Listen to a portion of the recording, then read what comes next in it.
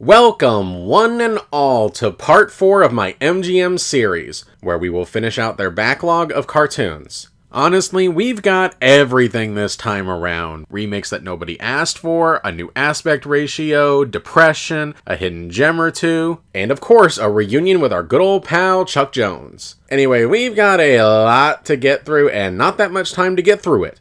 Well, actually, that's not true. This is YouTube after all. So I can just make this video as long as I need it to be. I feel like I had a point to make and then it went completely off the rails.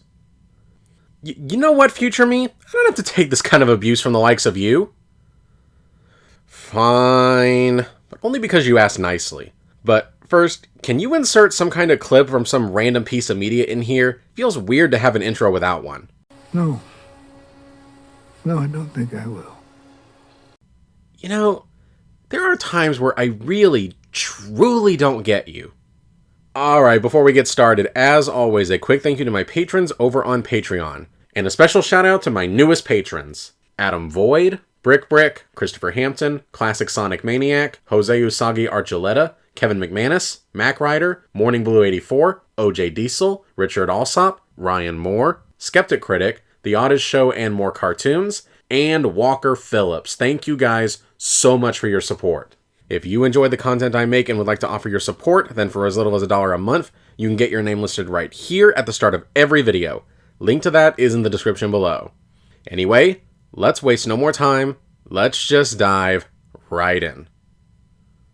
Billy Boy. This is another one of those cartoons where the build-up is rather minimal, almost like it knows this is just a series of gags loosely tied together. So it doesn't feel the need to waste time and energy on anything other than the gags themselves. The concept is fine, but I can't say this opens itself up to that many jokes. Only twice did I feel the gags were really being pushed beyond its typical setup. The one where the goat eats part of the woman's dress, and the part where he eats part of the background. Get it? He's literally chewing the scenery. And I said in the Three Little Pups review that I liked how the wolf's underreactions to the insanity surrounding him added to the comedy, but here, I don't think that was the right approach. Because pain is not actually being inflicted upon him, I do think that some big over-the-top reactions would have really helped give the comedy some punch. Also, his gimmick about repeating the last word of the sentence like a literal broken record got old pretty quickly. Still, it's plenty solid and good for a chuckle or two, even if I wish it could have been handled better. Little School Mouse. So now, instead of Tom teaching his nephew about how to chase mice, now we have the inverse of Jerry teaching his, I guess, nephew, or whatever he's supposed to be, about how to outwit a cat. Oh, so when Tom does it, it's bad, but when you do it, it's somehow admirable? Oh, I see how it is, Jerry. Oh, what a hypocrite! And it's ironic that Jerry winds up being forced to learn the exact same lesson that he himself was pushing in Professor Tom, but in this one, he's unreceptive to it while Tom is. That's weirdly disorientating. One of the lessons that Jerry tries to teach him is how to remove one of Tom's whiskers while he's sleeping. Jerry, why would he need to learn to do that? That's totally pointless, except to be cruel for cruelty's sake. Anyway, there's lots of great moments in here, and because Tom is actually kind of out of focus here, Jerry is the butt of most of the slapstick this time around, which is always a great shift in the formula whenever it pops up. Especially since in this one, he's kind of asking for it. Probably my favorite bit is when the pupil literally closes and locks the door to the mouse hole on Jerry, leaving him entirely at Tom's mercy. You could maybe argue that the ending kinda comes out of nowhere, but honestly, it's such a funny image to go out on that it's easily forgivable. Sleepy Time Squirrel. As we're reaching the tail end of the Barney Bear cartoons, I suppose it was inevitable that they would try to have another go at the premise of his very first cartoon from 15 years prior, only with a squirrel added to the mix. A squirrel that kinda just accepts his new situation pretty quickly and without much fuss for some reason. Anyway, this one's more interesting as a contrast between the two shorts, rather than for being an interesting product in and of itself. Everything about this gets the job done, but aside from the gag involving the purple turtle monster thingy, it more or less goes the route that you expected without much variation. It also ends pretty weakly with a muted punchline. It just kind of feels like they ran out of jokes to tell, so they just decided to end it there. Homesteader Droopy. Hey, why is it that whenever I play the Oregon Trail, I have to hire an Indian guide to get across the river, but Droopy's allowed to do this? That doesn't sound fair to me. Anyway, by now you know the drill. Droopy gags, Old West gags, the works. It works even through some of the repeating that we get. There's more than a few great moments here, like when Droopy transports milk through a cow's udders via a garden hose, or the bit where the wolf tries to send a rolling carriage on fire down to Droopy's homestead, only for it to completely fizzle out by the time it makes it down the hill. This manages to maintain just the right amount of energy that it needs. Also, this bit where the raiding Indians turn into a merry-go-round is an old gag recycled from Sweet Sue, only Tex Avery doesn't use The Merry-Go-Round Broke Down as the song that plays over it here. I'm wondering if he intentionally refused to play it as some kind of subtle screw you to his former bosses? Maybe not, but it does make you wonder. Bird Brain Bird Dog. And now it's time to officially say goodbye to both Barney Bear and Dick Lundy, after presumably his animation crew was dissolved as a way to save money. And thankfully, they both actually managed to go out on a high note. For one, the premise is actually really good, and it opens itself up to some pretty mean imagery. And in doing so, it produces some solid laughs. I think maybe having a better director at the helm would have really pushed this to the next level with refining the timing and punch, but I'm not going to complain too much with what we got. Baby Butch. One bizarre trend that I've noticed as we've gotten deeper into the 1950s is that Tom is getting less and less cruel. Like in this one, he, much like Jerry in other previous cartoons, is trying to take real good care of what he thinks is a foundling that was dropped on his doorstep. Even his fighting Jerry in this one is filtered through the lens of him thinking that Jerry is making a baby cry. I mean, sure, there are times, even in the really early days, where his more sentimental side showed up, like in The Night Before Christmas, but it seems like he's getting more consistent now.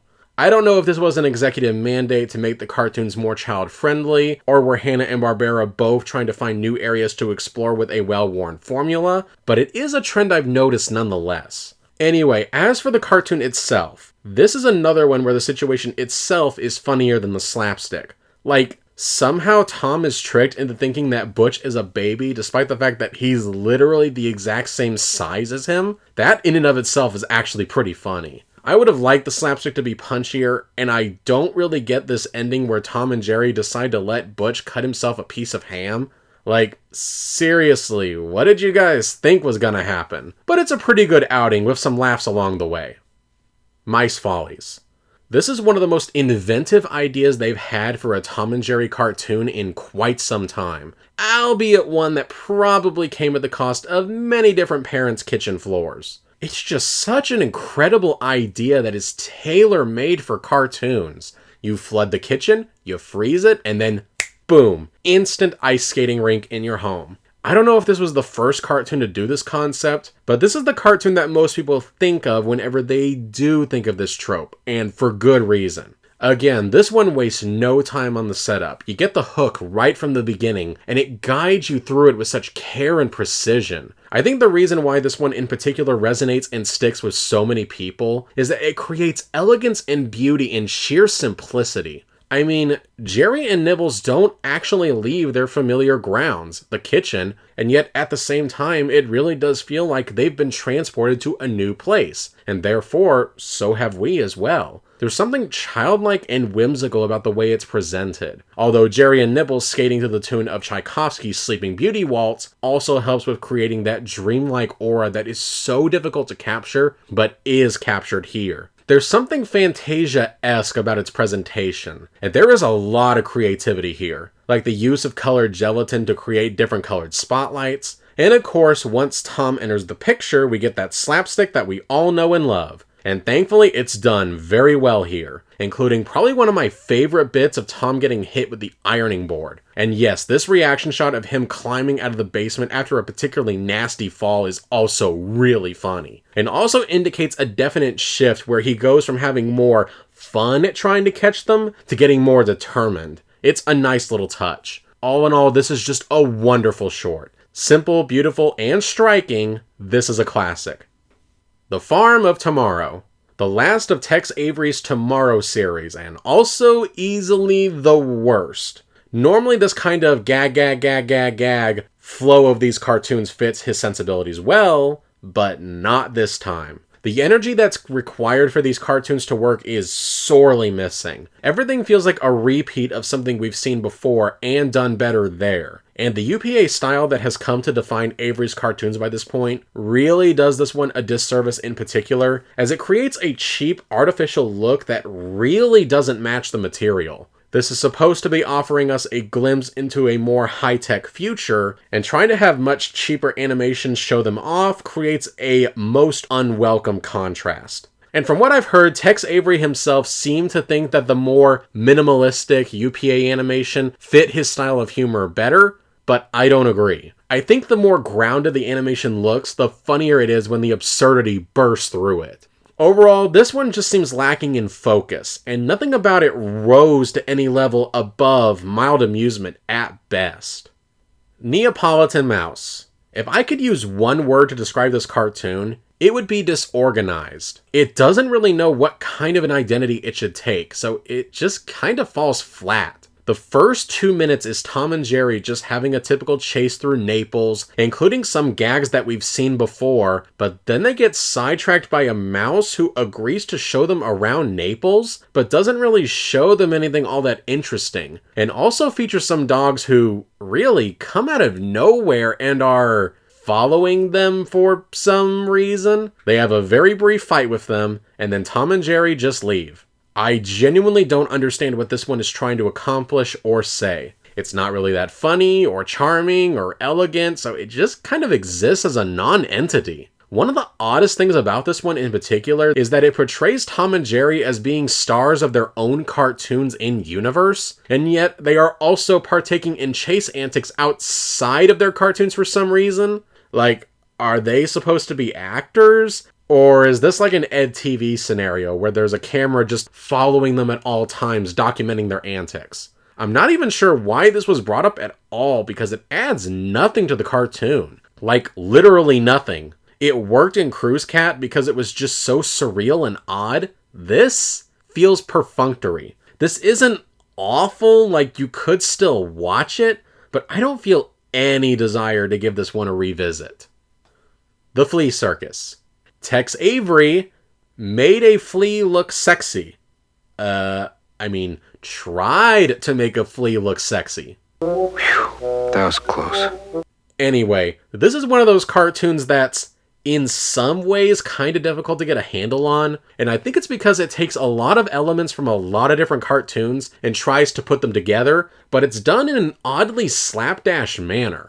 Like, the beginning is the typical Tex Avery high gag-a-minute ratio cornucopia involving a flea circus. But then it kind of becomes two divergent stories. One where a flea clown has an unrequited crush on a female flea, and another in which all the fleas decide to jump ship and live on a dog. Well, does that open up any possibilities for jokes? Not really. Because that kind of gets resolved pretty quickly when the dog jumps into a puddle of water. And aside from the female flea, we never see any of those fleas ever again. So, what, did they all drown? Well, no time to ask questions like that, because the clown flea has to save the female flea from drowning. And so then he wins her affections, and they decide to get married and have kids. What is so strange about this is that nothing about this is really played for laughs. It's treated matter-of-factly, like the fact that they're fleas in and of itself is the joke, which is really weird. And it's not weird in a ha-ha funny way, it's just subdued. Even its final punchline is predictable. After all the fleas had initially left the circus, the clown flea promises the owner that he'll get him some new fleas somehow, Well, let's see. Given that he had expressed interest in the female flea beforehand, I wonder how he's going to get him those fleas. I mean, it's not like Tex Avery didn't just end a cartoon with that exact same punchline, specifically called Little Johnny Jet. Yeah, the punchline here is too telegraphed. It spends something like a minute and a half building up to a punchline that we can see coming from a mile away. And a part of me is wondering if, based on the way it was presented, that this was intended to be some kind of troll move on Tex Avery's part. Kind of like a meta commentary about how predictable his attempts at being unpredictable were becoming, but I'm not really sure about that. Anyway, like I said, the elements don't really fit together, and it's largely taking its elements from other cartoons. The opening bit is easily the best part, especially the bit of the audience watching the flea circus with magnifying glasses. And the rest of the cartoon is so confounding with the way that it feels like it's not even trying to do anything different or unique, is oddly kind of intriguing, especially coming from the usually chaotic Tex Avery. Downhearted Duckling. This one starts off with Little Quacker crying in a really irritating voice. Well, that's a great start. But then the cartoon turns into a pretty mean farce where he keeps trying to off himself by offering himself as a meal to Tom. This is basically Life with Feathers if Sylvester had actually been willing to eat the bird and a mouse was trying to prevent him from doing so. And there is something kind of cruelly amusing about how Jerry is continually punished for trying to save his friend. So, at its best, this is pretty good. I just really wish the vocals weren't so grating on the ears and the rough edges had been ironed out, because this could have been a classic if they devoted more time to it. Pet peeve. This cartoon marks something of a new era. This is the first Tom and Jerry cartoon that was released in CinemaScope, or, put simply, a widescreen format. Widescreen started to gain popularity in the 1950s, primarily because with the advent of television, movie theaters now had competition to grapple with that it didn't before, and theater attendance had begun to decline. So to try to bring moviegoers back in, they needed a way to stand apart from television, and one of the easiest ways to do that visually was to start showing films in CinemaScope, compared to television's mere full-screen aspect ratio. The intention was to make the films on the screen seem grander than the ones on your television. And MGM not only made the shift with their feature films, but they also did it with some of their cartoons, particularly with their flagship series, Tom and Jerry. One of the things that's kind of interesting about this is that watching a Tom and Jerry cartoon in CinemaScope is a different experience than watching it in the standard Academy ratio. It does make it feel more cinematic, and in a strange way, the widescreen serves the chase cartoon genre well, since it allows for more freedom of movement of the characters within a shot.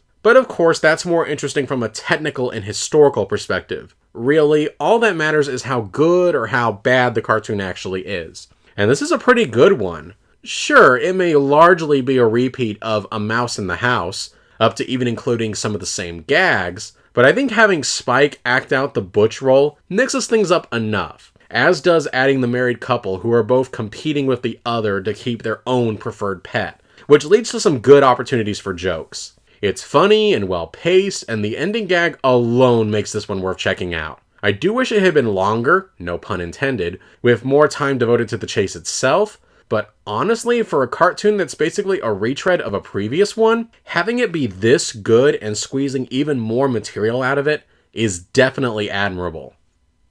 Dixieland Droopy. The truly strange tale about how Droopy is obsessed with Dixieland music and keeps trying to find places to play his beautiful music, much to everyone else's annoyance. Must all be dang Yankees. Also, oddly enough, this is the second Tex Avery cartoon in a row that involves a flea circus as part of the plot. And even more bizarre, it feels more organically included in this one than the one that was literally about flea circuses. Anyway, this is one that's largely elevated by its sheer energy and rhythm. And once Tex Avery feels that a certain section of the plot has run its course, he just moves on to the next set piece. There's also this revolving door bit where how well you can hear the music varies depending on where Droopy is standing in the revolving door, which I think is just Avery showing off how good the sound design is in this one. Again, not one that's funny, but it is a fun time. Touché, Pussycat. The sequel, or I guess prequel since Tom is alive and well in this one, to the Two Mouseketeers. And this is the Mouseketeers cartoon that I actually grew up with. And while this one does maintain some of the original strengths, like the French setting, the costumes, and some of its elegance, it does feel like a follow-up that can't quite hold a candle to its predecessor. I mean, obviously this one's not going to be as fresh as it was before unless you really do something new or different with it. But even with that hanging over its head, it does still manage to be a pretty solidly entertaining cartoon. I think the cartoon is at its best, ironically enough, when Tom's not in the picture. All the ways Nibble tries to show that he's worthy of being a Mouseketeer and failing miserably are what produces the most amount of laughs this time around. And plus, it's something different compared to the original. So that's where the interest lies. Tom doesn't really feel like a character in this one, but rather a plot device. A deus ex machina that provides a way for Nibbles to really prove that he's worthy of the rank. It also doesn't help that the slapstick against Tom is kinda weak here. Like, this bit where he gets cut in half by the axe should be really funny, but instead it feels so lightweight that there's no sense of impact. Now, it's not that these are handled poorly, it's just I felt they could have been handled better. But still, the great moments do help here, especially in the pretty funny ending punchline. Southbound Duckling. The story of the stubborn duck that absolutely refuses to accept the reality that he's not supposed to fly south for the winter, no matter how many times he's presented with irrefutable evidence that contradicts his worldview. So basically, a duckling version of Mark Sargent. Anyway, this one's mostly standard fare by this point, and in fact, the first third of this cartoon is devoted entirely to setup. But what makes this one stand out in particular is the ending, where Tom actually manages to capture Jerry and Little Quacker, and with absolutely no indication that they are going to be escaping his clutches.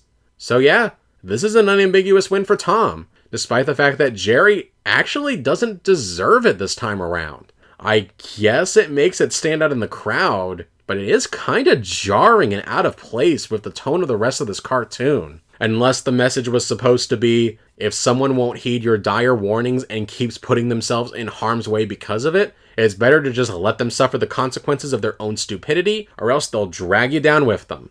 Anyway, like I said, the ending's the most memorable part. I just wish the rest of this was good enough to justify it.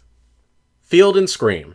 Tex Avery lets loose yet again in his old-fashioned parade of gags with little setup format. It's nothing particularly noteworthy or special by this point, but there is a sense of comfort and coziness about it, even when the gags aren't great. The majority of the gags are fairly standard, but there are some standouts here, like the fish lures on the hat gag, the mother-in-law gag. Seriously, Tex, did you have some kind of serious beef with your mother-in-law? And the blasé way that the narrator says farewell to Ed after having been killed by a deer was also a great note to end on. Pup on a Picnic. This is another one I would describe as totally watchable, but it doesn't really stand out. It's a combination of a bunch of different plots and elements that we've seen before, only with less impressive animation and slapstick. You do admittedly get this pretty decent bit where Spike and Tyke think that one of their sandwiches has come alive, but that's really about the only time there's any kind of creative spark here. Mouse for Sale.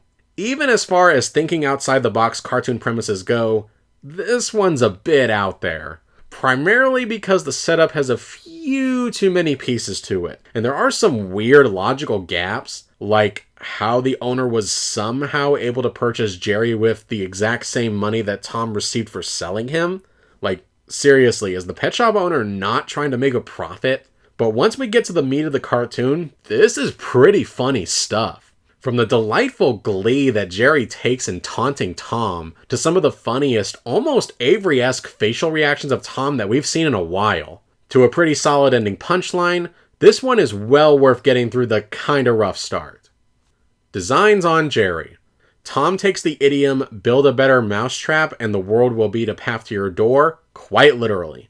As a side note, did you know that there are more patents for mousetraps than any other invention in history at over 4,400?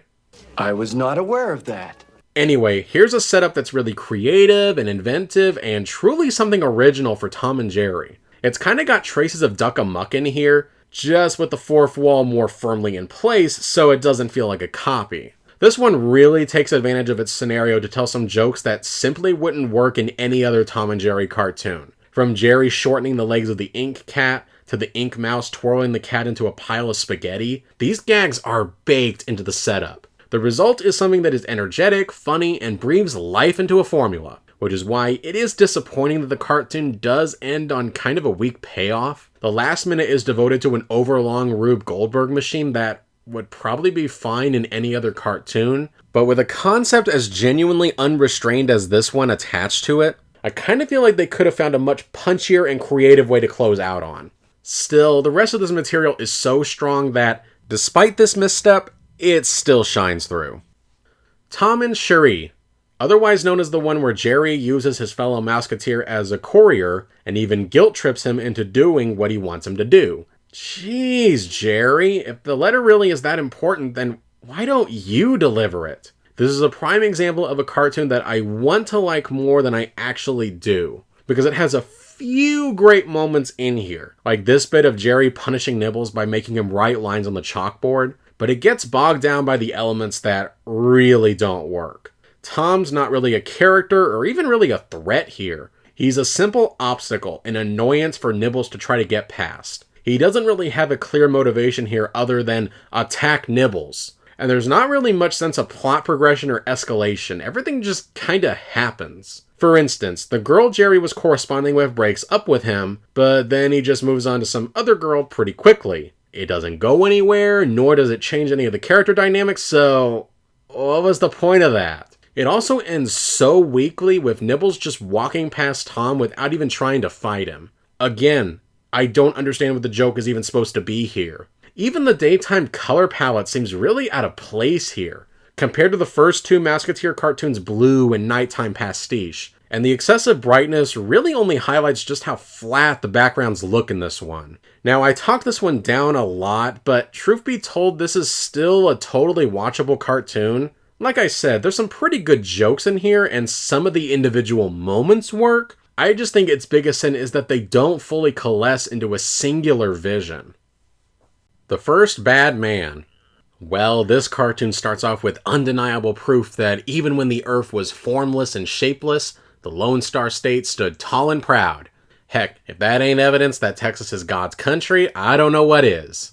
Anyway, this cartoon ended up being Tex Avery's final cartoon he completed while at MGM. He still has 2 more left to go, but they were both finished by Michael Law. Really, that bit of trivia is about the only noteworthy thing about what's otherwise a pretty generic, but still perfectly watchable cartoon. There are a few amusing moments, but everything feels so routine, and I don't think much was added by having Old West gags set during the Stone Age. Smarty Cat. Here we have yet another Tom and Jerry clip show, and yet I have a pretty interesting history with this one in particular. This is a cartoon that I watched a lot as a kid, and is actually how I was introduced to most of the gags in Solid Serenade. Back then, I didn't have an inkling as to what clip shows were, or even that these cartoons were initially meant to be released at the cinema, so I found it very enjoyable at the time. So even though now I do recognize this as having all the cardinal sins that are inherent with the concept of clip shows, I'm naturally going to have a soft spot for it just on nostalgia alone. No, what actually bothers me a lot more is that I have no idea where I saw this. I must have had this on VHS tape somewhere, since I'm pretty sure I watched this one all the time. I initially thought that maybe it was on the Festival for Fun VHS tape that I grew up with, but it's not there. I even dug out the exact copy from my childhood out of storage to look at it and make sure, and sure enough, it's absent. So maybe I recorded it off of Cartoon Network or something? But then why would I have such vivid memories of this one in particular and almost no others? Okay, I know none of this has anything to do with the actual quality of the short, but still, this is really bugging me. Anyway, tangent rant over. Bottom line, the setup actually finds a way to naturally incorporate these clips. The quality of the clips they're using are really good, and it does end on a pretty amusing punchline. I love how Butch just keeps getting quieter and quieter with his mocking of Spike as it slowly dawns on him that he's about to get the tar kicked out of him. There's also the fact that they actually put in the effort to insert a shot of Tom whistling at Toodles Galore that wasn't originally in Solid Serenade to tie the footage they used together in a way that was coherent. Nothing brilliant or anything, but it does at least give off some semblance that there was effort put into this instead of just being a lazy release. Deputy Droopy. Tex Avery's final Droopy cartoon, and one of the two that he left unfinished when he was fired from MGM. And what we're treated to here is more or less a retelling of Rockabye Bear, just set in the Old West, and Droopy being the one dishing out some karma against some bank robbers. Normally, Tex Avery cartoons where the same basic gag is repeated over and over again, especially ones that star Droopy, tend to produce some real classics. And while this one functionally works well enough, it's missing that spark that truly makes his chaotic cartoons so much fun. Maybe it was because I was comparing it to a better cartoon that this one felt so tame and muted in comparison. Still, there are some good solid reactions, and the cartoon does get a little bit more unhinged as it goes along, showing that there is some sense of progression and flow. Pecos Pest. Here, another one of Jerry's relatives comes over for a short time, this time his uncle from the great state of Texas. Anyway, after a kind of slow start, we get thrust into a supremely entertaining chase cartoon that offers a twist on the formula. It's not that often that we get to see Tom on the defensive for almost the entire cartoon, and with every single sound effect of Pecos' guitar string breaking, Tom's reactions to the anticipation of the pain that he knows is coming but he can't stop is just so funny. And I love how the number of whiskers that Tom has stays consistent throughout the entire cartoon, showing that there's actually consequences to the slapstick this time around, which just makes the pain involved feel all the more real and therefore funny. Also, Pecos is the second family member of Jerry's that we've seen that is very physically strong, the first, of course, being his cousin Muscles. So, I have to ask, is Jerry the weakling of the family? No, forget I said anything. Just please don't hurt me. That's my mommy. This is quite possibly one of the most psychologically twisted Tom and Jerry cartoons that there is. Seriously, the premise is that little Quacker is first hatched and thinks that Tom is his mommy. And Tom, without the tiniest flicker of remorse, exploits a child's inherent trust and love for their mother to try to eat him. There is something that is just so cruel in watching Tom try to roast a newborn duck over a fire while the duckling is going on and on about how much he loves his new mommy. And as someone who enjoys their cartoons a bit meaner, this was one of the funniest cartoons MGM has released in quite some time. Not just because the setup for this is just so good, but also because you have the added cruelty on top of that of Jerry trying to save little Quacker from an early grave, but not only is he not receptive to it, he is actively fighting against his rescuer every step of the way. This is all really fantastic stuff, and the way the cruelties feed into each other means there is not a moment where this cartoon sags. Admittedly, the ending is perhaps a bit too soft compared to the harshness that came before it, but we still get this really surprisingly twisted imagery to close out on because of it, so I'd argue it's worth it. Cellbound. And here it is, the end of an era. Tex Avery's final cartoon he made at MGM before his unit was dissolved and he was let go. And then he went over for a very brief stint at Walter Land's studio.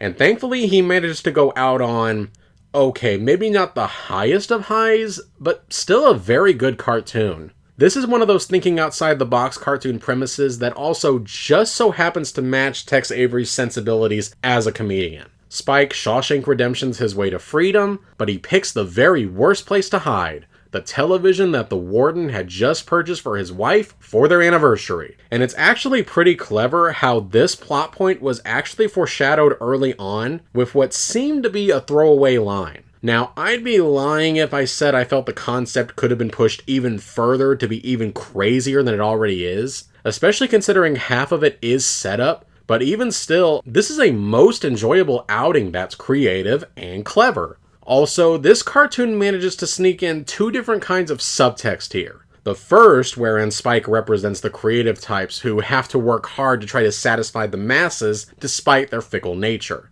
And secondly, how television is, in a way, a prison that once you get stuck there, you can't easily escape it and work your way out of it. Which is pretty ironic given that by the time this cartoon was released, Tex Avery was already working in television where he would remain for the rest of his career. But all in all, this is a fine cartoon to cap off what was a magnificent tenure and career. Thank you for all the laughs, Tex Avery. Your legacy will never be forgotten. Goodwill to Men. Okay, this one. This one is admittedly kind of a difficult one to review, because in a vacuum, this one would probably be rated higher, but unfortunately, this doesn't exist in a vacuum. So this one is essentially a remake of Hugh Harman's Peace on Earth from 16 years ago. That one was an extraordinary piece of art, but of course, the idea was fresh and new back then. This one is mostly just copying the fresh and new things that someone else did. Also, the original had a subtext in which the message was delivered with a quiet urgency, given that at the time, war was erupting all across Europe, and that's why the cartoon was made. And while the threat of nuclear war was still very much at the forefront of the 50s audience at the time, you never really get the sense that this was made from a sense of passion to make a commentary on the Cold War. This feels like this was made simply to have a CinemaScope version of Peace on Earth, or possibly, if you really want to get cynical, to win an Academy Award, which, as a side note, this lost to Speedy Gonzales. With the original, I wouldn't be surprised if Harman had to fight to get it made. This one, on the other hand, feels like an assignment from the top down. The original is also simply more haunting because it was actually made before the devastation that was nuclear warfare became well known to the general public. So the idea that humans could wipe themselves out of existence through sheer violence makes the extinction in the original feel more personal, more driven by hatred for your fellow man, rather than the results of just one guy with a button.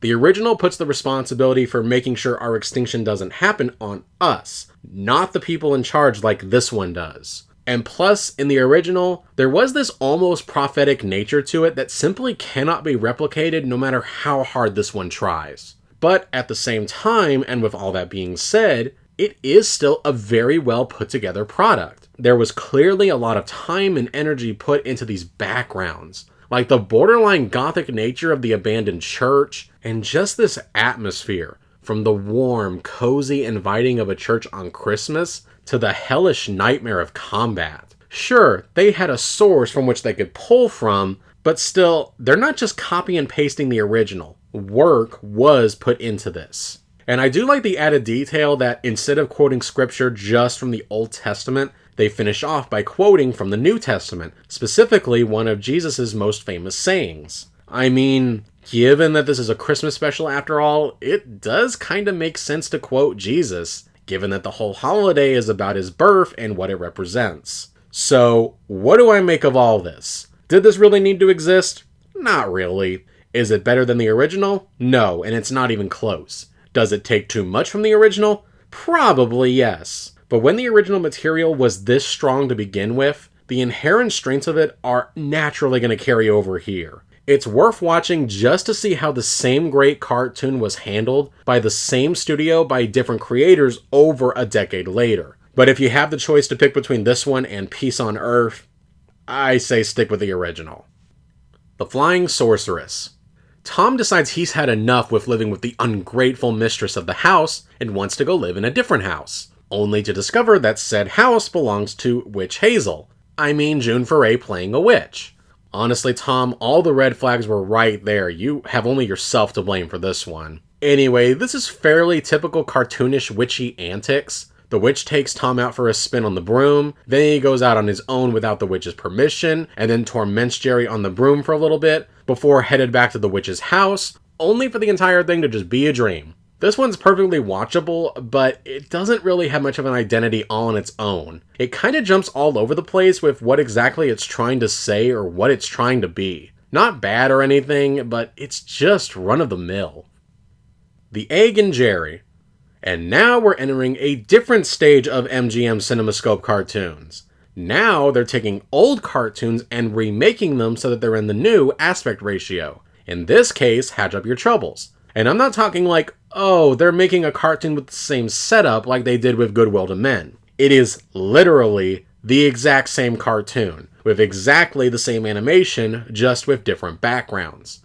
The obvious problem with this is that the older character designs do not match the UPA-style backgrounds at all. So the characters all stick out, like they don't belong in their own cartoon. It also results in a blatant animation error where Jerry clearly goes back inside based on the sound effects that we can hear and how the woodpecker reacts to it, but according to the animation, Jerry is just standing there not moving at all. And this slapstick bit of Tom getting hit by the telephone pole was also very clearly initially made with the Academy ratio in mind, and trying to make it fit into the much wider CinemaScope ratio results in a really awkward fit that distracts from the slapstick. What a fitting metaphor. You took something older and tried to force it into a new, flashy format that it wasn't originally made for in an attempt to modernize it. And in the process, you wind up butchering the original. Now, it does still maintain some of the strengths of the original, but again, why would you watch this when you have access to the original? In the aspect ratio and with the backgrounds that this original animation was intended for? Well, I guess it's kind of interesting as one of those one and done experiments, but hopefully they learn from their mistakes going forward. Busy Buddies.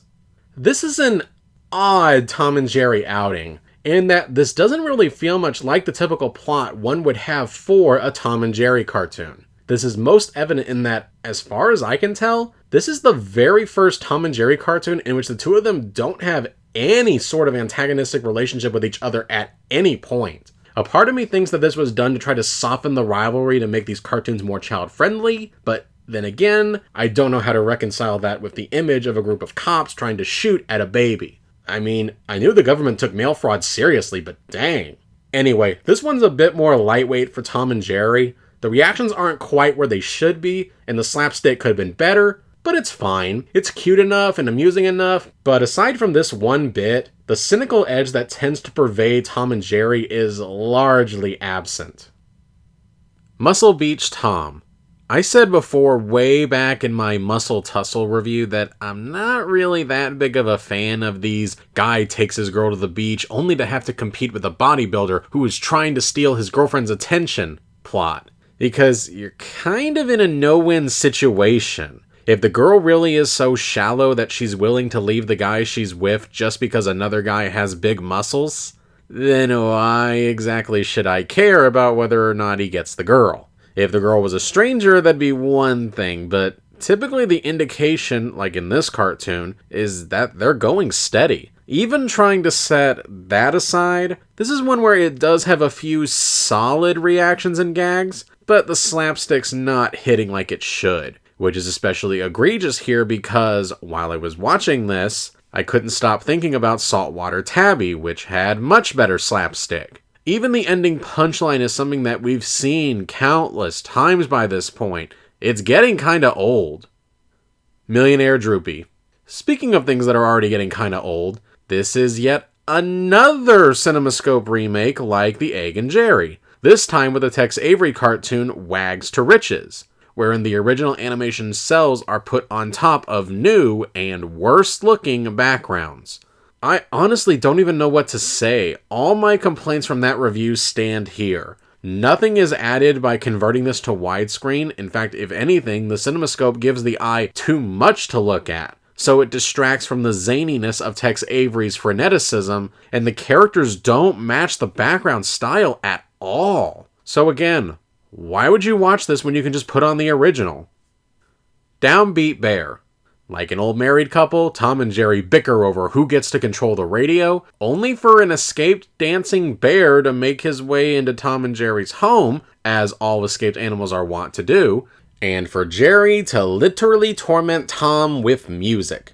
Anyway, the dancing bear is just such a cool, likable guy. The ways Jerry tries to keep the music going are inventive, and the slapstick is fine. While this one takes elements from other Tom and Jerry cartoons, it does manage to feel like its own thing. And I do like the added detail of how Jerry's not trying to prevent Tom from turning in the bear for the reward because of any kind of relationship that he'd formed with said escaped animal, like in something like Jerry and Jumbo, Jerry and the Lion, or Little Runaway, but rather because he was upset over Tom turning his music off. Again, that's a level of pettiness that I can really get behind in these cartoons. Blue Cat Blues. Oh yes, the infamous Blue Cat Blues, often cited to be one of the darkest, if not the darkest, and most depressing Tom and Jerry cartoons ever, which given the lineup they have, is really saying quite a lot. And watching it again after all these years, I was actually shocked at some of this dialogue. Like how Jerry first sees Tom on the railroad tracks and uses language like, "In a few minutes he'll be happy," and "It's better this way." Ugh, the stuff they're getting away with on kids shows these days. Yeah, good luck trying to get away with that in the modern era. I can't believe I actually watched this cartoon as a kid. Anyway, this cartoon does take a premise that we've seen before in these cartoons. Tom falling head over heels for a female cat, and Butch and him fighting for her affections. But what makes this one stand out is just how serious this one takes its concept. And the gap in the competition between Tom and Butch is so chasmous that it really does highlight how in this one, Tom did not have an inkling of a chance. Tom literally sells everything he owns, up to including his own freedom, to try to impress her, only to not even match up to 1% of Butch's efforts. The entire cartoon is like a deconstruction of the classic rich guy and poor guy chase after the same girl story. A cautionary tale about staying away from gold diggers and how they will ultimately ruin your life by stripping everything away from you until you're nothing but a shell of your former self. But even though this is dealing with a pretty depressing subject matter, the exaggeration does wind up providing some good solid laughs despite that. From Tom literally selling an arm and a leg to buy a piece of junk car, to him literally becoming putty in the girl cat's hands, this is actually pretty funny stuff. But even through that, we never forget that this is a tragedy, one where you do feel sorry for Tom and want him to stop spiraling downwards. This cartoon even takes what would normally be a heartwarming element in these cartoons, like Tom and Jerry being the best of pals, and twists it into something tragic. Like how Jerry keeps trying to help Tom, but Tom, too blinded by affection, rejects his help at every turn. Yeah, to say this cartoon is relentlessly depressing would be an understatement. And speaking of which, it all builds to an ending where, after we realize that Jerry was in the same situation as Tom, and his girl winds up marrying someone else, he then decides to take a seat next to Tom as we can hear the train fast approaching. So, unlike Heavenly Puss, which for as dark and demented as that one gets, at the very least does end happily, this one does not. It ends with both Tom and Jerry committing partaking in self-slaughter. This cartoon is so different from every other Tom and Jerry cartoon that it's no wonder why reactions to this one are so all over the map. Me personally, I actually kinda like Tom and Jerry taking on a more serious and emotionally driven story. But because Tom and Jerry are the ones acting out this dark and depressing story, there is this slight comedic undercurrent to it that might not have worked with any other duo. Almost like you can't believe that Hanna-Barbera got away with this. And the weird thing is that it works. It manages to tell a pretty depressing tale while still working in some comedy, but without either of the two stepping on each other's feet that much. That takes some mad skill that should be noted. It may not be for everyone, but in my opinion, this is a fine effort. And getting something this unique this late in the series is nothing if not admirable. Barbecue Brawl. I'm so proud of Hanna-Barbera, having a few bits where a character's face is engulfed in smoke and explosions, and not a blackface gag in sight. They grow up so fast. Anyway, this is more of a typical Tom and Jerry setup compared to the last one. Sure, it's nothing new, in fact it has a lot of similarities to Pups on a Picnic, but it's light and fun. The one gag that elevates this one is the bit where Jerry hides in Spike's toque, and you know that Tom is going to hit him over the head, but the way it's executed really pulls it off, from the build-up to the reactions. Although, admittedly, this one does end kind of abruptly and weakly, which does hurt it. Cat's Meow.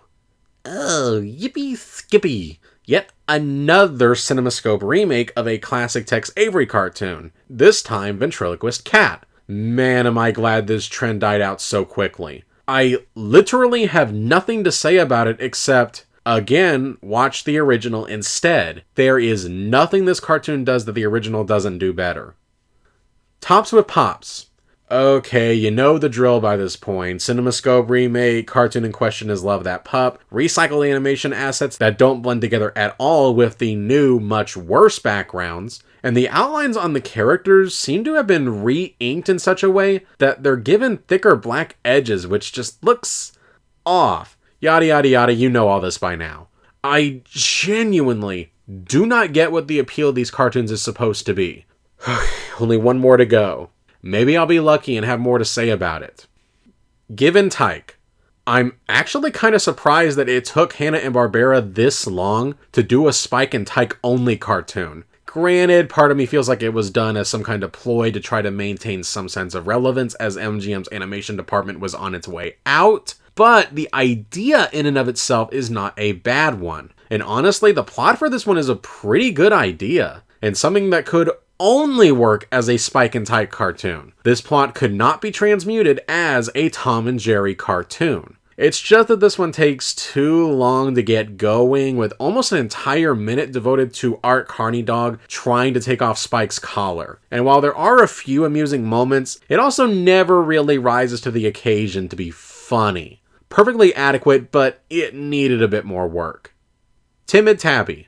This one is basically an inverting of Jerry's cousin, where instead of Jerry's strong cousin that looks exactly like him coming over to beat the tar out of Tom, this time it's Tom's cowardly cousin that looks exactly like him, and he's terrified of mice. And seeing someone that looks exactly like Tom, complete with Droopy's voice courtesy of Bill Thompson no less, being scared of mice creates a nice contrast to what we're used to that gets some laughs. And the way that Tom goes on the offense and takes advantage of the situation by freaking Jerry out is actually pretty funny. The way that he enjoys mocking and tormenting him is a delight to watch. This is one where the situational writing really puts this one over the top. With much stronger and solid animation for the slapstick and reactions, this one could have been a real classic. But even with the cheaper looking UPA animation that holds it back, the strengths really shine through this one, and offers us something that's both familiar and fresh simultaneously. I mean, how many other Tom and Jerry cartoons end with Tom straight up winning against Jerry? I lost. Wait a minute, I'm not supposed to lose. Let me see the script. Grin and Share It. Michael Law's first solo cartoon after having co-directed 5 cartoons previously. And this first attempt is alright. It has the pieces in place, including a pretty solid premise, and the running motif of Droopy thinking that Butch is being generous and rewarding him with his just desserts does work. But the timing's not as strong as it could be. The attempts at copying Avery's style is hit or miss here. Butch trying to kill Droopy before he's even signed the contract is a logical gap, even by cartoon standards. The phone gag in the middle really seems out of place and arbitrarily stuck in. And the cartoon doesn't really have a good ending punchline. It just kinda stops. This kind of feels like a rough draft of a cartoon. There was a better one hidden inside this material. They just needed to dig through and discard the dirt in order to find the gold within. Feedin' the Kitty. The last of the CinemaScope remakes. This time of the Academy Award-winning short, The Little Orphan. Maybe they were hoping they could get another Oscar nomination by just remaking their Academy Award-winning ones? I don't know. Really, the only difference between this one and that one, besides the backgrounds, is that this one has removed Mammy Two Shoes, but they kept this bit of Tom and Brownface because what even are priorities? Anyway, this is probably the least egregious of the nearly shot-for-shot remakes. It has the least amount of awkward moments and edits, but again, I must reiterate, why would you watch this when you can watch the original as it was intended? Scat Cats.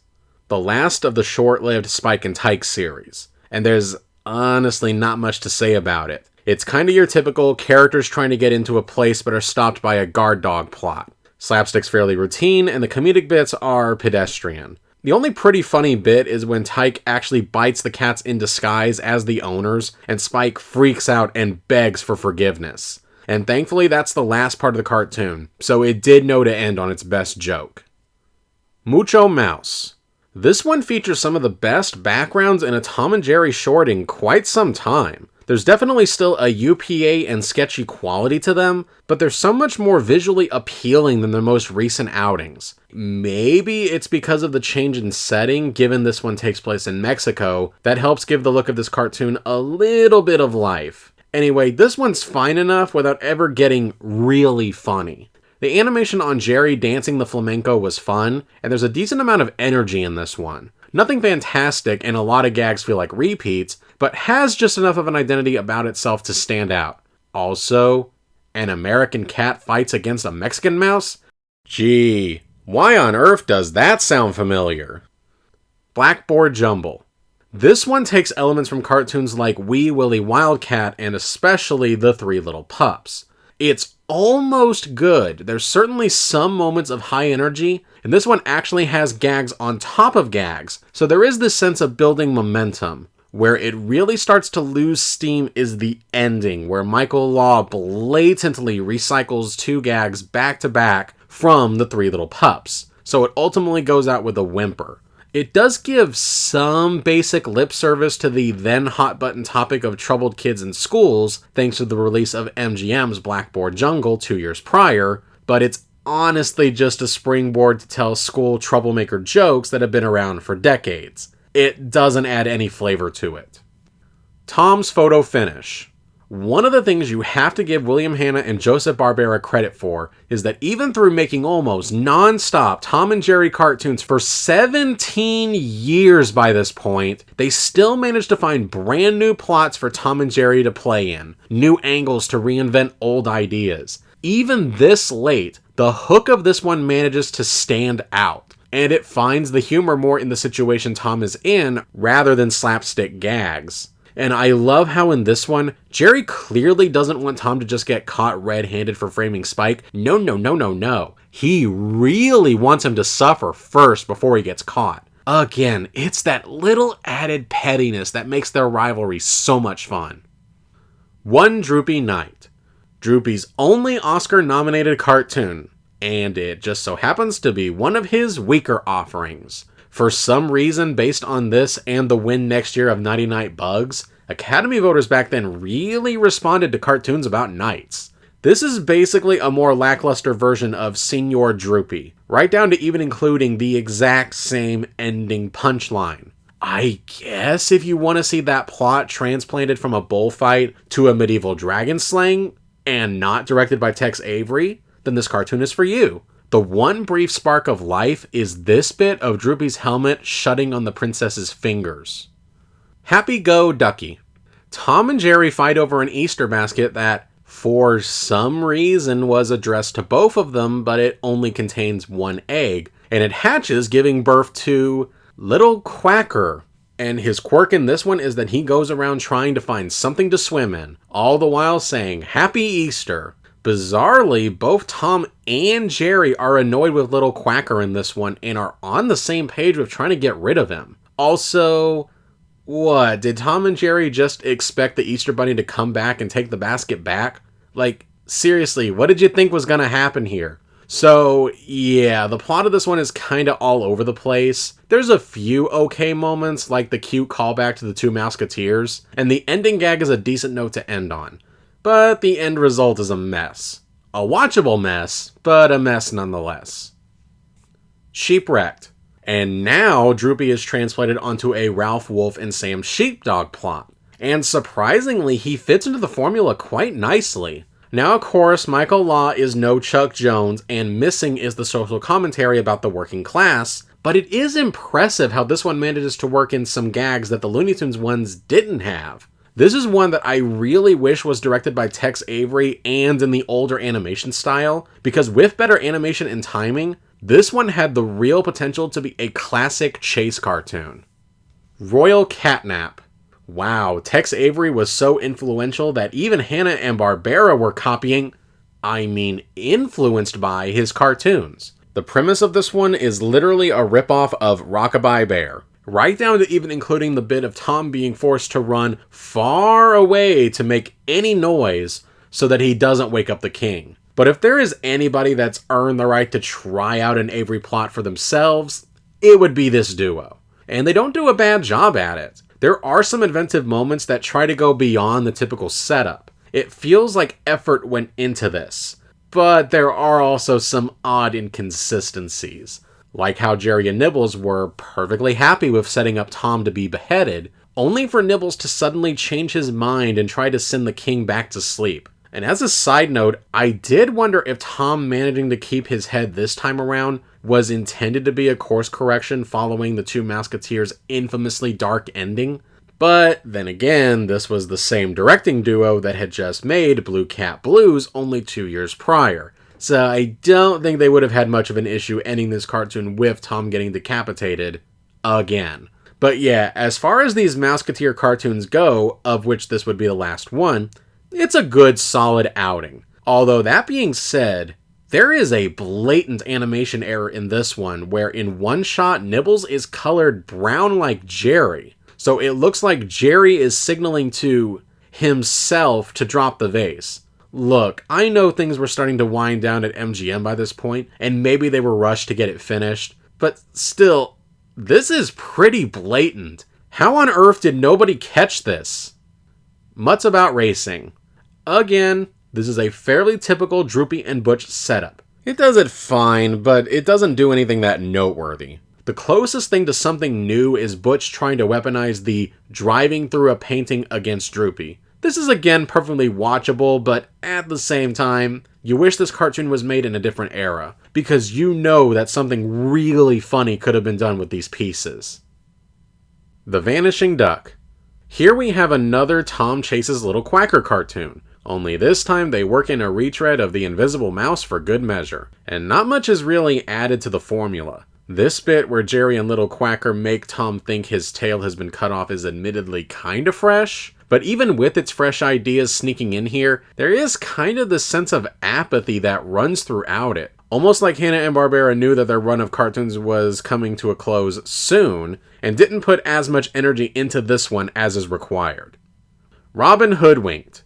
In the penultimate outing from Hanna-Barbera, they decided to take the Mouseketeer formula and transplant it onto a Robin Hood parody. Not a terrible idea at all, if perhaps a bit too late to the punch given that Robin Hood Daffy had just been released a few months prior. One really creative idea that I'm shocked never made an appearance beforehand is when Tom swallows a key, Jerry and Nibbles work together to retrieve the key from his stomach. Kinda gives off a Mission Impossible parody vibe before that was even an IP. It is missing an ending punchline, which is annoying, but still, something this good this late in the game? I'll take it.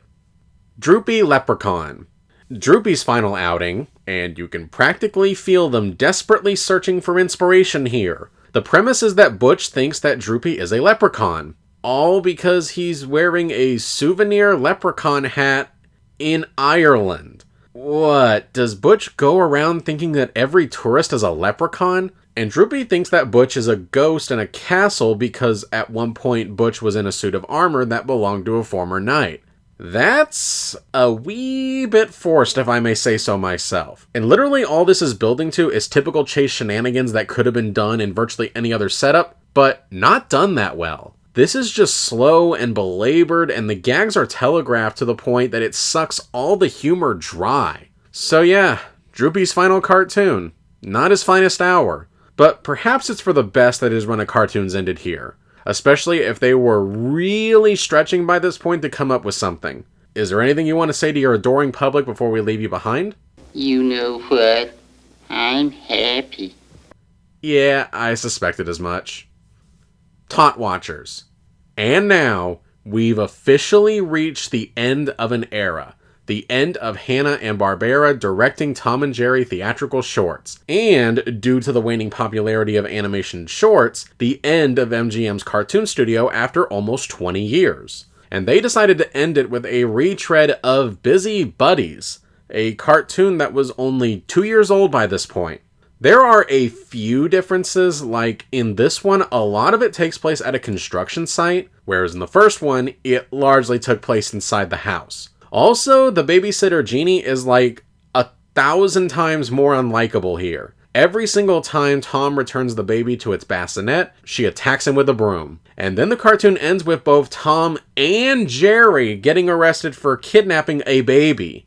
I guess I should give this some credit that even with the cutesy setup involving a baby, this one at least attempted to end it on a mean-spirited note, very befitting of Tom and Jerry. But it feels more frustrating than anything, because it means the character that was actively causing all the problems gets off completely scot-free, while Tom and Jerry, neither of whom did anything wrong at all in this short, get punished. And the rest of this is just kind of gags that you can see in Busy Buddies, so, just watch that one instead.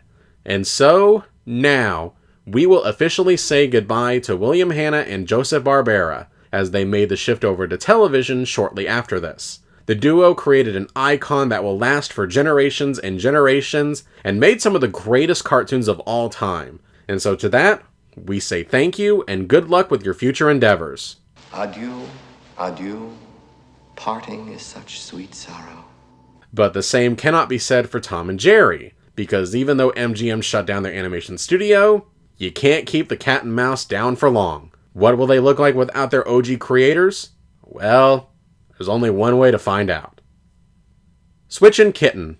So, after a 3-year absence from the silver screen, MGM apparently realized that there was still a market for Tom and Jerry cartoons, and decided they wanted to bring them back. But like I previously mentioned, Hanna-Barbera had already moved on to television. Specifically, they were making a Honeymooners parody called, I don't know, maybe you've heard of it, The Flintstones? So what to do if you're MGM? Well, naturally, you find someone else to make them. This is where Gene Deitch enters the picture, a former animator at UPA and Terrytoons, who by this time had created his own animation studio, which he, for both financial and personal reasons, relocated from America to Czechoslovakia, where he remained for the rest of his life. So at this point, MGM decided to go back to their 30s roots, and instead of creating their theatrical shorts themselves, would simply outsource them to another animation studio. Now, Gene Deitch is actually a very well-respected name in the world of animation and cartooning. He's made well-regarded adaptations of famous children's books like Where the Wild Things Are and The Three Robbers, and one of his shorts, Monroe, even won an Academy Award for Best Animated Short Film in 1961. Now, I say all this to make a point. No matter what I say about his 13 Tom and Jerry shorts, often cited by many Tom and Jerry fans as some of the worst outings from this duo, he was a talented creator. However, I don't think he actually understood Tom and Jerry. He originally didn't even like Tom and Jerry because he thought they were needlessly violent, which, why would you hire somebody to make cartoons for your flagship series that doesn't even like them? That's like hiring someone to direct a sequel to the highest grossing horror film of all time that openly hated the first film. Oh, wait, that also happened. Sometimes I don't get Hollywood.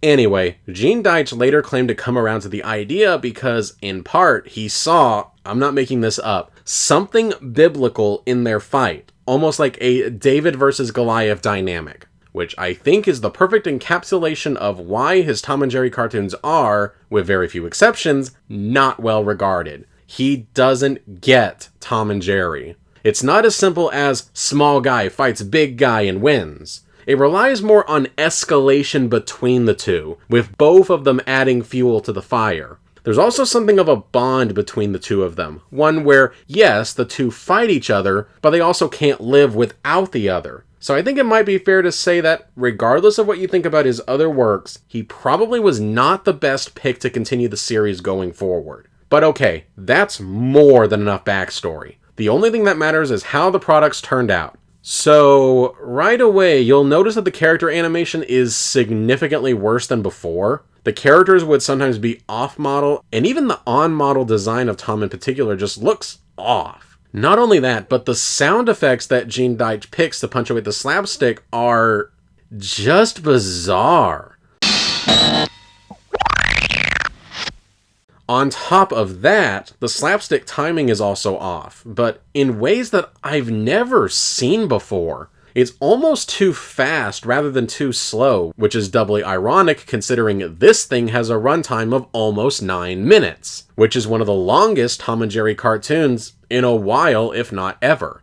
But I don't want to give the impression that he's sleepwalking through this. On the contrary, he is really trying, particularly when it comes to the background, which does give off this mad scientist Transylvania vibe. And the UPA style actually really fits the setting nicely. And there's surprisingly a few moments of inspiration. Like the comedy bit of Tom getting stuck in the mad potion bottles was neat, as was the bit where Jerry roars like the MGM lion, and his mouse hole is even bordered like the MGM logo. Also, the ending title screen features a beat-up Tom rather than his usual smile to close out on, showing that by the end of the cartoon, he's been licked, which is actually so creative, I'm surprised that Hanna-Barbera didn't come up with the same thing. So, it's tough. On one hand, it does actually do a few things right, and there is this sense of experimentation that on a first cartoon is forgivable, but a consequence of that is that there are baffling things about it as well. And I don't think the product as a whole works.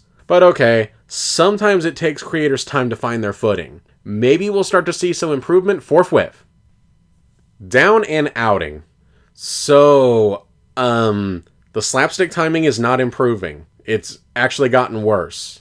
A lot worse. Seriously, look at this scene of Tom getting thrown from the hood of the car. There is simply no sense of flow or pain about itself. And again, this features some of the weirdest chosen sound effects I've ever heard. Not just in a Tom and Jerry cartoon, but just any cartoon, period. And Deitch's animation style just doesn't fit the Tom and Jerry mold. There is simply too much going on and it moves way too fast. This is also the cartoon where we get introduced to Clint Clobber, or at least that's what fans call him because officially he doesn't have a name. The man who will be Tom's owner throughout these Deitch cartoons. And by all accounts, fans consider him to be the single most hated character in all of Tom and Jerry.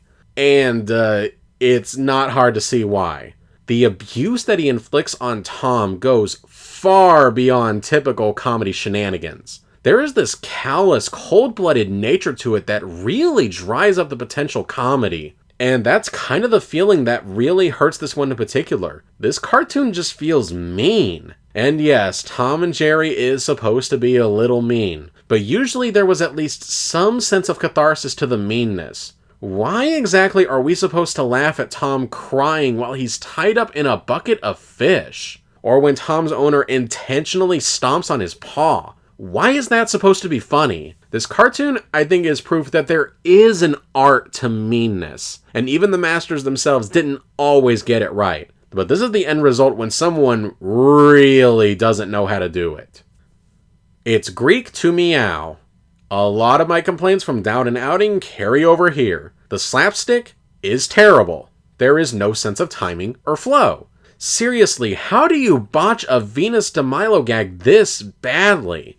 The only reprieve is that Tom's owner doesn't make an appearance. Unfortunately, this one has another problem that the previous one did not. And it's that there is simply no sense of cohesion here. The pieces of Tom fighting Jerry and Tom trying to sneak into Acropolis don't fit together at all. And it took me a while to even figure out why Tom was trying to sneak in, because I had forgotten about the brief bit at the start of Tom looking for food in the trash cans. And I just realized that another reason why these Gene Deitch cartoons aren't working is that they don't take the time to let the set pieces breathe. For example, it barely registers that Jerry is even driving the chariot before he disconnects the horses from them. Absolutely sloppy work. Oh, and in case you're wondering, these three cartoons are now 0 for 3 for making me laugh, which would obviously be a huge problem if the whole point of Tom and Jerry was about trying to make the audience laugh.